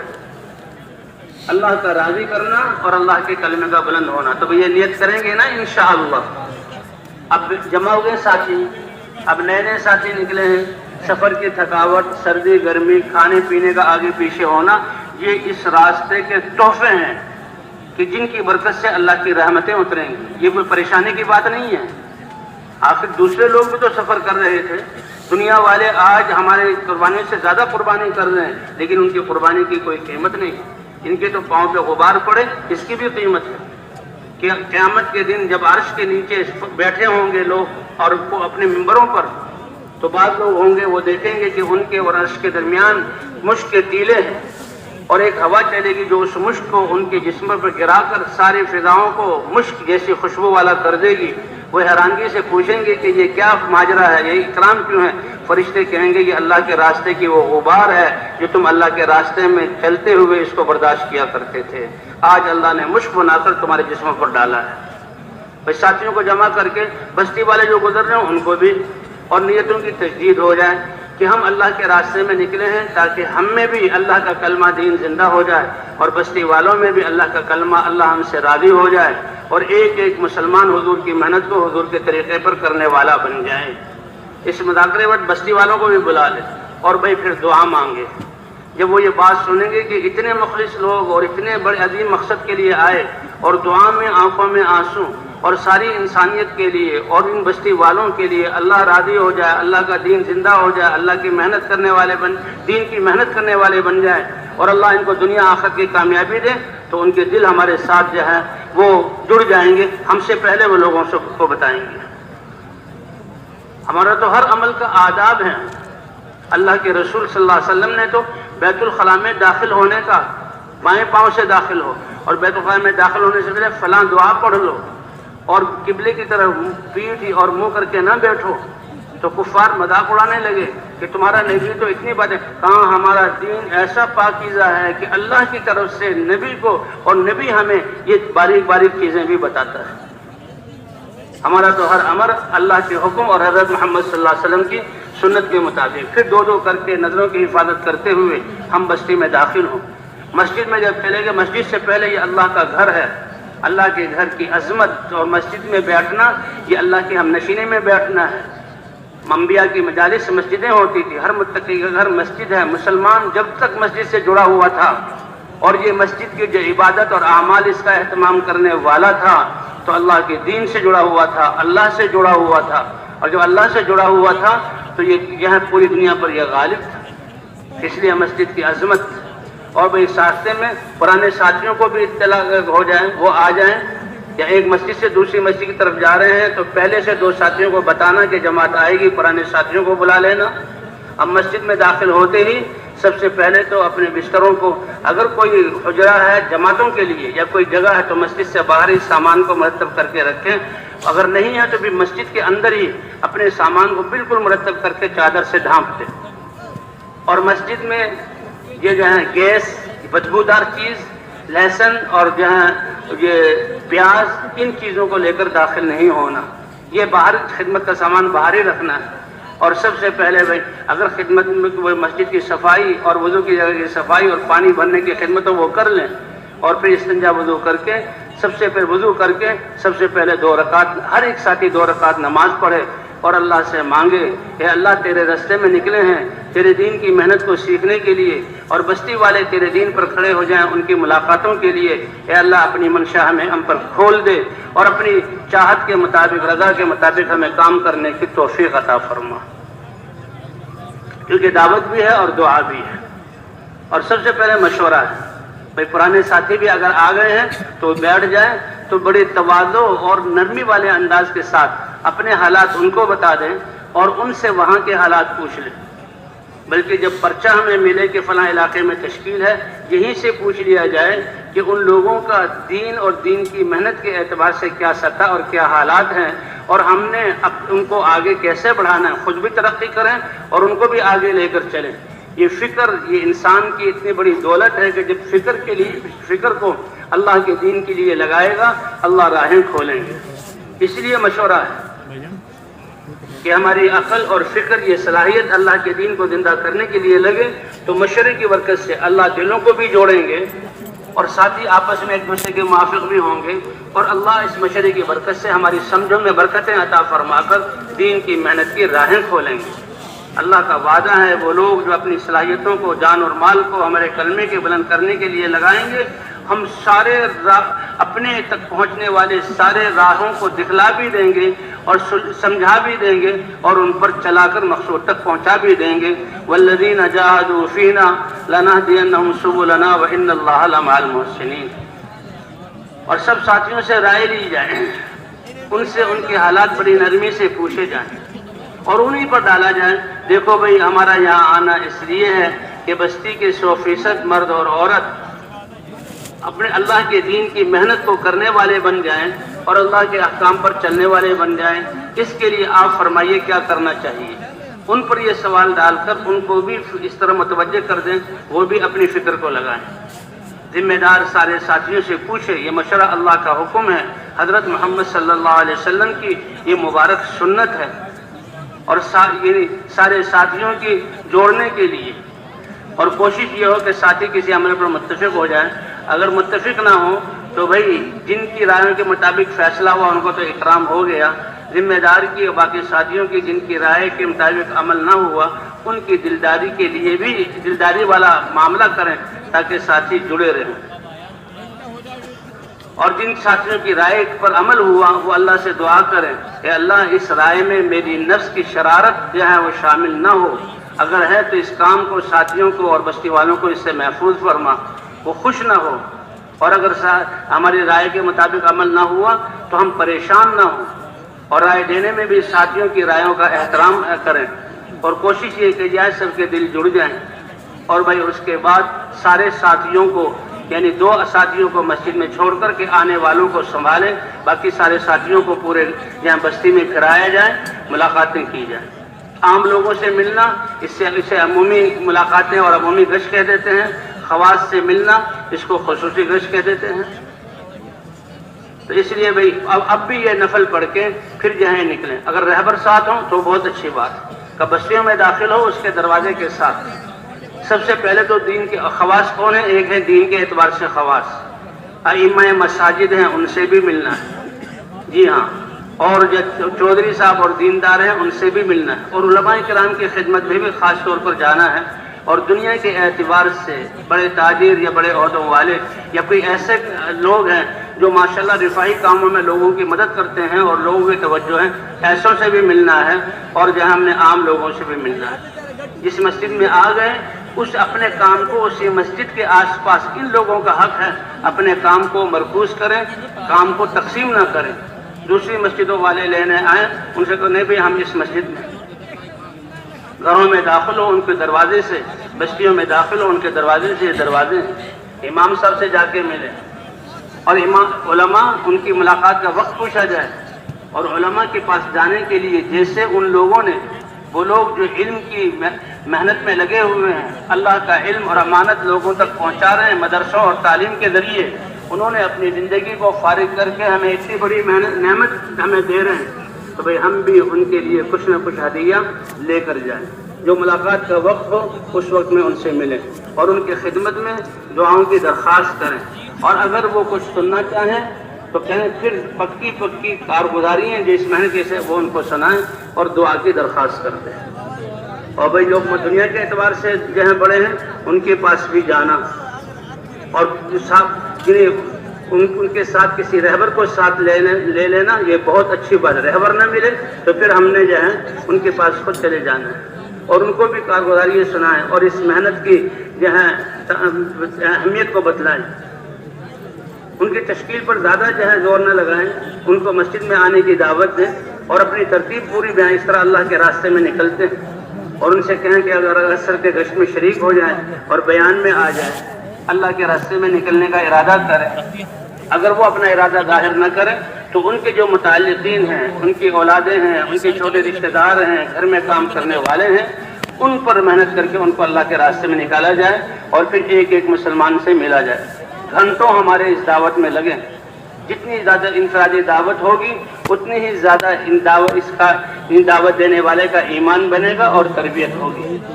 اس طرح بے گھنٹوں جہاں گشتیں کر کے عام لوگوں سے بھی ملے، اور جن لوگوں سے دن میں ملاقات نہیں ہو سکتی وہ راتوں کو اپنے کام سے آتے ہیں، تو جماعت اپنی جہاں آرام کی ترتیب کو بدل دے۔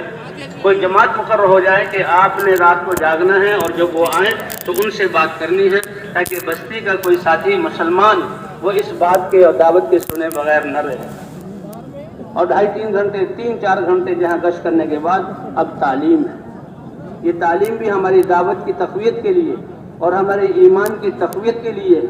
کہ جو ہم لوگوں سے کہہ رہے ہیں کہ زندگی اللہ بناتے ہیں، اور اللہ کا زندگی بنانے کا اصول اللہ کا دین ہے،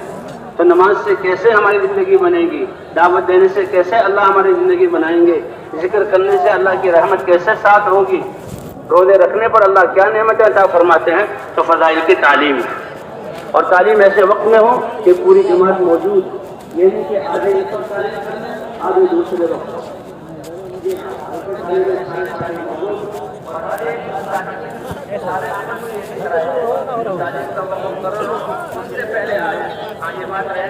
تو پہلے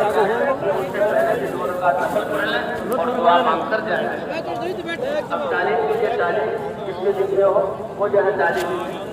تو وقت پر جو ہے کچھ آنا تعلیم عمل ہے، ایک فضائل کی کتابوں کے پڑھنے کا، اور ایک مقصد کیا ہے کہ ہمارا قرآن پاک ایک سیٹ خالی ہے، ترتیب بڑھ جائے گی، ایک سیٹ اندر کئی سیٹ دے دی ہو گئے بعد میں چھت پہ بس سامان رکھیں شعبے میں صلاح پیدا کریں کہ جو مسلمانوں کے شعبوں میں جو آج پریشانیاں بدعنوانیاں ہیں یہ کیسے ختم ہو جائیں۔ نماز دعوت پر بھی ڈالنا ہے، اور نمازی بنانا، نمازیں ٹھیک کر کے جب نمازیں ٹھیک ہوگی تو اللہ تعالیٰ سارے شعبوں کے دین کو زندہ کر دیں گے۔ جیسے عرض کیا گیا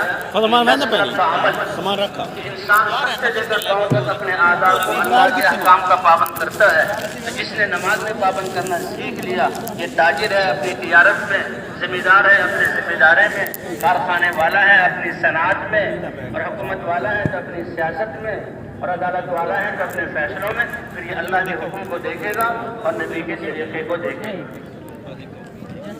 اس لیے بھائی تجوید کو ٹھیک رکھنا ہے۔ پہلے دن تجوید ایک ہی حلقہ ہو جائے تاکہ اندازہ ہو جائے جماعت میں کتنے ساتھی اچھے پڑھنے والے ہیں، ان سے باقی لوگ استفادہ کر سکیں۔ اگر ایک ہی ہے تو روزانہ ایک حلقہ لگائیں، اگر 3-4 ہے تو پھر 2-2 اور 3-3 ساتھیوں کی جوڑی بن جائے، اور اس وقت سورہ فاتحہ اور چند صورتوں کو دہرا لیا جائے۔ جس کو اللہ نے قرآن پاک صحیح پڑھنے کی نعمت سے بخشا ہے، نعمت کو عطا کیا ہے، تو وہ اپنے ساتھیوں پر رحم کھائے اور انفرادی اوقات میں لے کر ان کا کلمہ اور ان کے جو ہے یہ سورہ فاتحہ اور چند صورتیں انفرادی وقتوں میں ان کو یاد کرائے۔ اور بھائی جن کو اپنی کمی کا احساس ہو یہ بھی اپنے انفرادی وقت میں جو ہے ان کو غنیمت سمجھے کہ ہماری جماعت میں کوئی سکھانے والا ہے، اپنی جو ہے صورتوں کو قرأت کو ٹھیک کرے تاکہ ہماری نماز اچھی۔ اور یہ 10 صورتیں کوئی نصاب نہیں ہے کہ سالوں بیت گئے تو 10 صورتیں ہی یاد ہیں، بلکہ قرآن پاک کا پڑھنا یہ مستقل ایک مقصود ہے۔ حافظ ہیں تو روزانہ 3 پارے پڑھیں، اب کم سے کم ناظرہ خواہ ہیں تو 1 پارے کی تجوید کے ساتھ تلاوت کریں، اور اگر پڑھنا نہیں آتا تو پڑھنا سیکھیں، بڑی بڑی صورتوں کو یاد کریں۔ تو وہ تجوید ہے، اور تجوید کے بعد احادیث کو پڑھنا ہے۔ یہ احادیث میں اللہ کے وعدے آیات ہیں حضرت شیخ نے جو لکھی ہے، اور جو ہے اسی طرح جو حضور صلی اللہ علیہ وسلم کی احادیث ہیں ان کو غور سے سننا۔ تو مقصد یہ ہے کہ معلومات زیادہ کرنا مقصود نہیں ہے کہ معلومات زیادہ معلومات عمل نہ ہو، تو بھئی یہ تو بہت بڑے خطرے کی بات ہے، بلکہ اللہ کے وعدے سے اور وعیدوں سے ہمارا دل اثر لینے والا بن جائے، فضائل کو سن کر اعمال کو صحیح کرنے کا شوق پیدا ہو جائے۔ جتنا شوق ہوگا خوشی سے جائیں گے۔ جیسے ایک آدمی کسی دفتر میں ڈیوٹی دیتا ہے، 29 دن وہ ہے کہ جس میں وہ ڈیوٹی کو پورا کرنے جاتا ہے، 30واں دن وہ ہے جس میں اس کو تنخواہ ملتی ہے، تو 29 دن کا جانا اور تنخواہ والے دن کا جانا اس میں بالکل بہت زمین آسمان کا فرق ہے۔ تو اس سے کہیں زیادہ ہم نمازوں کی طرف آنے میں اور جو ہے مسجدوں کی طرف آنے میں، اللہ کے راستے میں نکلنے میں اور اللہ کے لیے جان و مال لگانے میں اس سے کہیں زیادہ خوشی محسوس کریں تو وہ جو فضائل اپنے فضائل کی تعلیم میں بیٹھنے سے ہوگا۔ اس کے آداب ہیں، بابو پر بیٹھے ہیں، تحیات میں کی شکل میں بیٹھے ہیں، غور سے سنیں، عمل کرنے کے لیے سے سنیں۔ فاستمع لما یوحیٰ، اللہ جب اپنی نبی کو وحی بھیجنے کا حکم ہے کہ غور سے سنیے، غور سے سنیے، سننے کا حق ادا کریں گے تو اللہ اس کا نور عطا کر کے عمل کی توفیق بھی دے دیں گے۔ تعلیم کا مقصد یہی ہے کہ ہمارے علم اور ہمارے عمل ان میں دونوں میں جوڑ پیدا ہو جائے۔ اور بھائی فضائل کہ یہ ایسے مجموعوں کو تو فرشتے جو ہیں ڈھونڈتے پھرتے ہیں، آخر میں اعلان ہوتا ہے کہ قوموا مغفور لکم قد بدلت سیئاتکم حسنات، کہ اس محض اس کی برکت سے اللہ نے تمہارے گناہوں کو بخش دیا، جی ہاں، اور تمہارے گناہوں کو نیکیوں سے بدل دیا گیا۔ پھر آخر میں 6 نمبروں کا مذاکرہ بھی ہو، ایک ساتھی کھڑے ہو کر 6 نمبر۔ یہ پورا دین تو نہیں ہے لیکن ہر عمل میں ضروری ہے، کیونکہ سب سے پہلی بات کہ اللہ کرنے والے ہیں اور اللہ کے کرنے کا دستور اپنے احکام ہے، تو ہر حکم میں لگنا کامیابی کے یقین سے، اور ہر حکم میں لگنا حضرت محمد صلی اللہ علیہ وسلم کے طریقے سے، اور ہر حکم میں لگنا فضائل کے علم کے شوق کے ساتھ اور مسائل کے علم کی قید کے ساتھ، اور ہر حکم میں لگنا اس کی حفاظت کرنے کے لیے اپنے اخلاق کو اچھا بنانا، اور پھر اخلاص کی نیت۔ ایمان اور اخلاص دونوں دشمن چیزیں ہیں، اگر اخلاص نہ ہوا تو زندگی بھر جہاد کرتا رہا، جان دے دی، اس پر اجر نہیں ملے گا، بلکہ آتا ہے سب سے پہلے جہنم کی آگ اللہ اس کے ذریعے دھونکیں گے۔ اللہ ہماری حفاظت فرمائے۔ اس لیے عمل کرتے ہوئے اپنی نیت سے ڈرتے رہنا ہے اور نیت کا استحضار کرنا ہے کہ اس عمل کا باعث کیا ہے، لوگ میری تعریف کریں اور میری فلاں مقصد پورا ہو جائے، نہیں، اے اللہ آپ راضی ہو جائیں، چاہے میری ساری جان اور مال اس کے لیے لگ جائے۔ تو اخلاص اور بھائی قربانی کے ساتھ کرنا، اعمال قربانی کے ساتھ کرنا۔ تو 6 نمبروں کا مذاکرہ، سب سے پہلے یہ صفات ہماری نماز میں آئی، اور نماز کے بعد باقی سارے اعمال میں دعوت دینا بھی، گشتیں کرنا بھی اللہ کے حکم اور اس کے میں کامیابی کے یقین کی بنیاد پر ہو، حضور کے طریقے کے ساتھ ہو، علماء کے بتائے ہوئے علم کی قید کے ساتھ ہو، فضائل کے شوق کے ساتھ ہو، اور اپنے اخلاق کی حفاظت کرنے کے ساتھ ہو، اخلاص کے ساتھ ہو، اور مجاہدے کے ساتھ ہو۔ اب تعلیم کے دوران بھی تعلیمی گشت، دو ساتھی دیکھے آگے پیچھے تھوڑی دیر کے لیے بازاروں میں جو لوگ بیٹھے ہوئے ہیں ان کی طرف بھیجنا اور ان کو بلانا، بھی آ جاؤ مسجد میں تعلیم ہو رہی ہے۔ دعوت تو ہم سے پہلے خوب ان کو دعوت دیں گے اور دعوت دے کر ان کو جہاں آمادہ کریں گے، اور جتنا جماعت دن میں پھرے گی اور دعوت دے گی اور ان کو تیار کرے گی، اتنا ہی شام کو وصولی کرنا آسان ہوگا۔ تو دو ساتھی جو ہیں تعلیم کے وقت میں بھیج دے، جو ساتھی آئیں تو تعلیم کرانے والا پھر ان کو حدیث 1-2 حدیث پڑھ کر بھئی یہ ہماری زندگی میں کیسے آ جائیں اور یہ اللہ کا دین کیسے زندہ ہو جائے، پھر اس محنت پر فضائل سنا کر ان کو آمادہ کیا جائے اور ان سے جو ہے ان کو جو ہے ان سے ارادے کروائے جائیں۔ اور بھئی ظہر کے بعد بھی جو ہے ساتھیوں کو نصرت کے لیے آمادہ کیا جائے اور ترغیب دی جائے، اور پھر گشتوں میں جایا جائے، اور اگر گشتوں کا موقع نہیں ہے تو پھر دو ساتھی ہو کر جو ہمارے اعمال ہیں ان کو سیکھنا، 6 نمبر ان کے فضائل، ان کا مقصد، اسی طرح جہاں وضو اور جو ہے نماز یہ جو ہے انفرادی طور پر ہو، اور باقی جو ہمارے اعمال ہیں انفرادی دعوت دینے کے کیا آداب ہیں، عمومی گشت کے، خصوصی ملاقاتوں کے کیا آداب ہیں، اس کا کبھی کبھی اجتماعی طور پر مذاکرہ بھی ہو۔ اور بھئی ایک عمل ہمارا عمومی گشت کا ہے کہ پوری جماعت بن کر اور وہ عمومی گشت کے لیے جائے۔ کہتے ہیں عمومی گشت آداب کے ساتھ کرنا، اس کی اہمیت ایسی ہے جیسے ہماری زندگی میں ریڑھ کی ہڈی ہوتی ہے، ریڑھ کی ہڈی پر سارے جسم کی نقل و حرکت ہے، تو یہ گشت آداب کے ساتھ ہو، اس کا مشورے سے جہاں وقت مقرر ہو جائے اور ساتھی مقرر ہو جائے، اور جو گشت کی ترغیب اس کے لیے، تو گشت کی جو ترغیب اثر کے بعد دیکھا جائے کہ لوگ اس نماز سے پہلے ملیں گے، ان کے پاس جایا جائے اور گشتوں کے ذریعے جمع کر کے پھر مغرب کے بعد جو ہے بیان کر کے اور ان کو تشکیل پر آمادہ کیا جائے۔ جس کے دن میں ترغیب گشت ہے تو وہ 6 نمبر بیان نہ کرے، یہ 6 نمبر بیان کرنے کا وقت نہیں ہے۔ 6 نمبر بیان کا ایک تو فجر کا بیان ہے، بڑی اہمیت سے پورے 6 نمبروں کو ہم بیان کریں، یہ بھی ہمارا بیان ہے، اور بھرپور تشکیل کریں، اور مغرب کے بعد بھی 6 نمبروں ہی میں ہم نے رہنا ہے، 6 نمبروں کو بیان کرنا ہے اور اس پر ان کی تشکیل کرنی ہے، 4 مہینے کی بھی، چلے کی بھی، 6 روزے کی بھی، اگر قوائف والے ہیں تو بیرون کی، تو فجر اور جو ہے مغرب کے بیان کو بڑی اہمیت سے، فجر کے بیان کو صرف یہ 6 نمبروں کا مذاکرہ اور دعا کرانا نہیں، اس وقت بھی تشکیل۔ تو بہرحال ترغیب گشت دینے والا یہ ترغیب جو دے گا، اس میں دین کی اہمیت کو، دین کا آنا نبی کی محنت سے اور اس کے فضائل کو بیان کر کے ان کو آمادہ کرے محنت کرنے پر، اور جو تیار ہو جائیں تو ان کو اب آداب بیان کیے جائیں۔ جتنے پرانے ساتھی ہوں اتنی جماعتیں جو ہیں گشتوں کے لیے نکالی جائے، محلہ بڑا ہے تو بھی زیادہ جماعتیں نکال لیں، زیادہ ساتھی جماعت کے ہوں، 2-3 ساتھی جو ہے مقام کے ہوں، ایک اس میں رہبر ہو، ایک متکلم ہو، ایک ذمہ دار ہو، ذمہ دار کا کام جو جوڑ کر چلنا ہے، رہبر کا کام ساتھیوں سے ملانا ہے، تو اللہ کا پیغام لے کر جا رہے ہیں، اللہ کے رسول کا پیغام لے کر جا رہے ہیں اللہ کی طرف سے، اور اللہ کے بندوں کی طرف لے کر جا رہے ہیں۔ کہتے ہیں یہ گشت جتنے آداب کے ساتھ ہوگا تو نکلنے والوں کی تربیت بھی ہوگی، اور جن علاقوں میں گشت ہو رہا ہوگا آداب کے ساتھ وہاں کی فضاؤں کو اللہ بدلیں گے، اور خدا نہ خواستہ اگر گشت میں جو ہے سنجیدگی نہ ہوئی اور آداب کا لحاظ نہ ہوا تو پھر فتنوں کے دروازے کھلیں گے، اللہ ہماری حفاظت فرمائے۔ تو پھر گشت کے آداب چاہے جو گشت کے لیے تیار ہیں ان کو آگے کر لیا جائے، چاہے مسجد میں بیان ہو جائے یا باہر، کہ بھئی ذکر کرتے ہوئے چلنا ہے، اور ذکر میں آواز بہت اونچی نہیں کرنی، نہ بالکل خاموش، راستے کے دائیں طرف چلنا ہے، نگاہوں کی حفاظت کرتے ہوئے چلنا ہے، متکلم نے بات کرنی ہے، ہماری بات اعلان کی، متکلم کی اور بیان یہ ایک ہی ہے۔ اللہ نے سارے انسانوں کی کامیابی اپنے مبارک دین میں رکھی ہے، اور دین کا آنا اللہ نے نبیوں کی محنت سے جوڑا ہے، اور حضرت محمد صلی اللہ علیہ وسلم کے ختم نبوت کے صدقے سے یہ محنت اللہ نے ہر کلمہ گو کو دی ہے۔ اس کے بارے میں بات چیت ہو رہی ہے، تشریف لائیں، نقد تیار کر کے لائیں۔ ایک بھائی رہبر ہوگا بستی والوں میں سنجیدہ ہو، اور بڑے جو ہیں سنجیدگی کے ساتھ لوگوں کو بلائیں اور جماعت والوں سے ملائیں، ذمہ دار ساتھی سب جوڑ کر چلیں، اور یہ جماعت دائیں طرف چلیں، گھر کے سامنے کھڑے تو ایک طرف کھڑے ہو تاکہ ہماری نظر اندر نہ جائے، اور بھائی دکاندار سے بات کرنی ہے تو اس کو اپنے کام سے فارغ کر لیا جائے۔ بہترین متکلم وہ ہیں جو مختصر بات کرے اور نقد تیار کرے،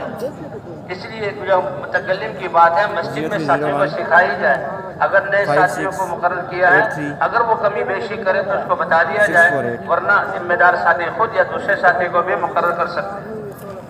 اور بھائی اس طرح نقد جو ہے لایا جائے۔ کون گھنٹہ یا گھنٹہ تو گشت ہو، لیکن آج کل بہت تھوڑا وقت ہے، تو اتنا وقت کہ ساتھی واپس آ کر وضو کر کے تکبیر اولیٰ کو شامل ہو جائیں۔ اب ساتھیوں کو جمع کر کے بھی اللہ نے اتنا بڑا کام دیا تھا، کرنے والے ہم جیسا حق ہے یہ وہ ادا نہیں ہو سکا، یہ کوئی سرسری اور یہ روٹینی بات نہیں، یہ حقیقت ہے۔ اپنے اس کام کی کمی پر ندامت کرتے ہوئے واپس آئے،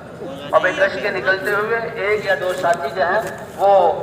ذکر میں بٹھا دیں، ذکر کرنے والا تسبیح کرے، دعا میں لگے، قرآن کی تلاوت کرے، اگر مغرب کے بعد گشت ہو رہا ہے تو نفلیں بھی پڑھ سکتا ہے، اللہ سے مانگنا ہے۔ اور اس ساتھی کو اگر جو ہم پرانے ساتھی زیادہ ہیں 2 یا 3 گشت یا سے زیادہ بھی گشت کی جماعتیں نکالی جا سکتی ہیں، اور وہ استقبال کے لیے بھی اگر مسجد میں داخل ہونے کے راستے کئی ہیں تو 2-3 جگہ استقبال کے لیے جو ہیں، اور ایک ساتھی بیٹھ کر بات کرے،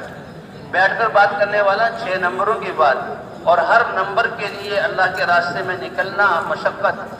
ہر 5-7 منٹ کے بعد کہ یہ جو ہے ایمان ہمارا بنے گا اللہ کے راستے میں نکلنے سے، ہر نمبر پر جو ہے دعوت اور محنت کو سمجھایا جائے، اس کے فضائل، تاکہ ہر آنے والا یہ سمجھے کہ بھئی یہ جماعت والے تو ہمیں کسی محنت پر کھڑا کرنے کے لیے آئے ہیں، اور اتنے فضائل بیان کریں کہ جو ہے بیان کو مغرب تک پہلے مجمع کو نہ چھوڑا جائے، بلکہ اتنی دیر پہلے جسے وضو کر کے جو ہے وہ آ سکے اتنا پہلے ان کو چھوڑا جائے، اور ویسے مغرب کی بات بیان ہے، جس کے ذمہ بیان ہو وہ بیان کرنے والا بھی اللہ سے مانگے، ساری جماعت کی فکر ہو، اور 6 نمبروں میں بیان کرے، اور تشکیل میں وہی نقد اللہ کے راستے میں جماعت کے نکلنے کا مقصد کہ نئی تشکیلیں وجود میں آ جائیں، جی ہاں نقد جماعتیں نکل جائیں، اور اسی طرح نکلنے کے بعد جو باقی بچے ہیں ان کو مقامی کام سمجھا کر اپنے سامنے کام کروا کے ان کو مقامی کام پر کھڑا کر کے پھر آگے جانا ہے. اور بھائی راتوں کو اٹھ کر اللہ سے مانگنا. اس کام کے دو حصے ہیں. دن پر انسانوں پر محنت کر کے انسانوں کو جو ہے اللہ کے راستے میں نکلنے کے لیے تیار کرنا، اور راتوں کو اللہ سے اٹھ کر مانگنا کہ اللہ کی رحمت متوجہ ہو، جن سے بات ان کے نام لے لے کر دعا کرنا. اب اس کا اہتمام کریں گے نا انشاءاللہ.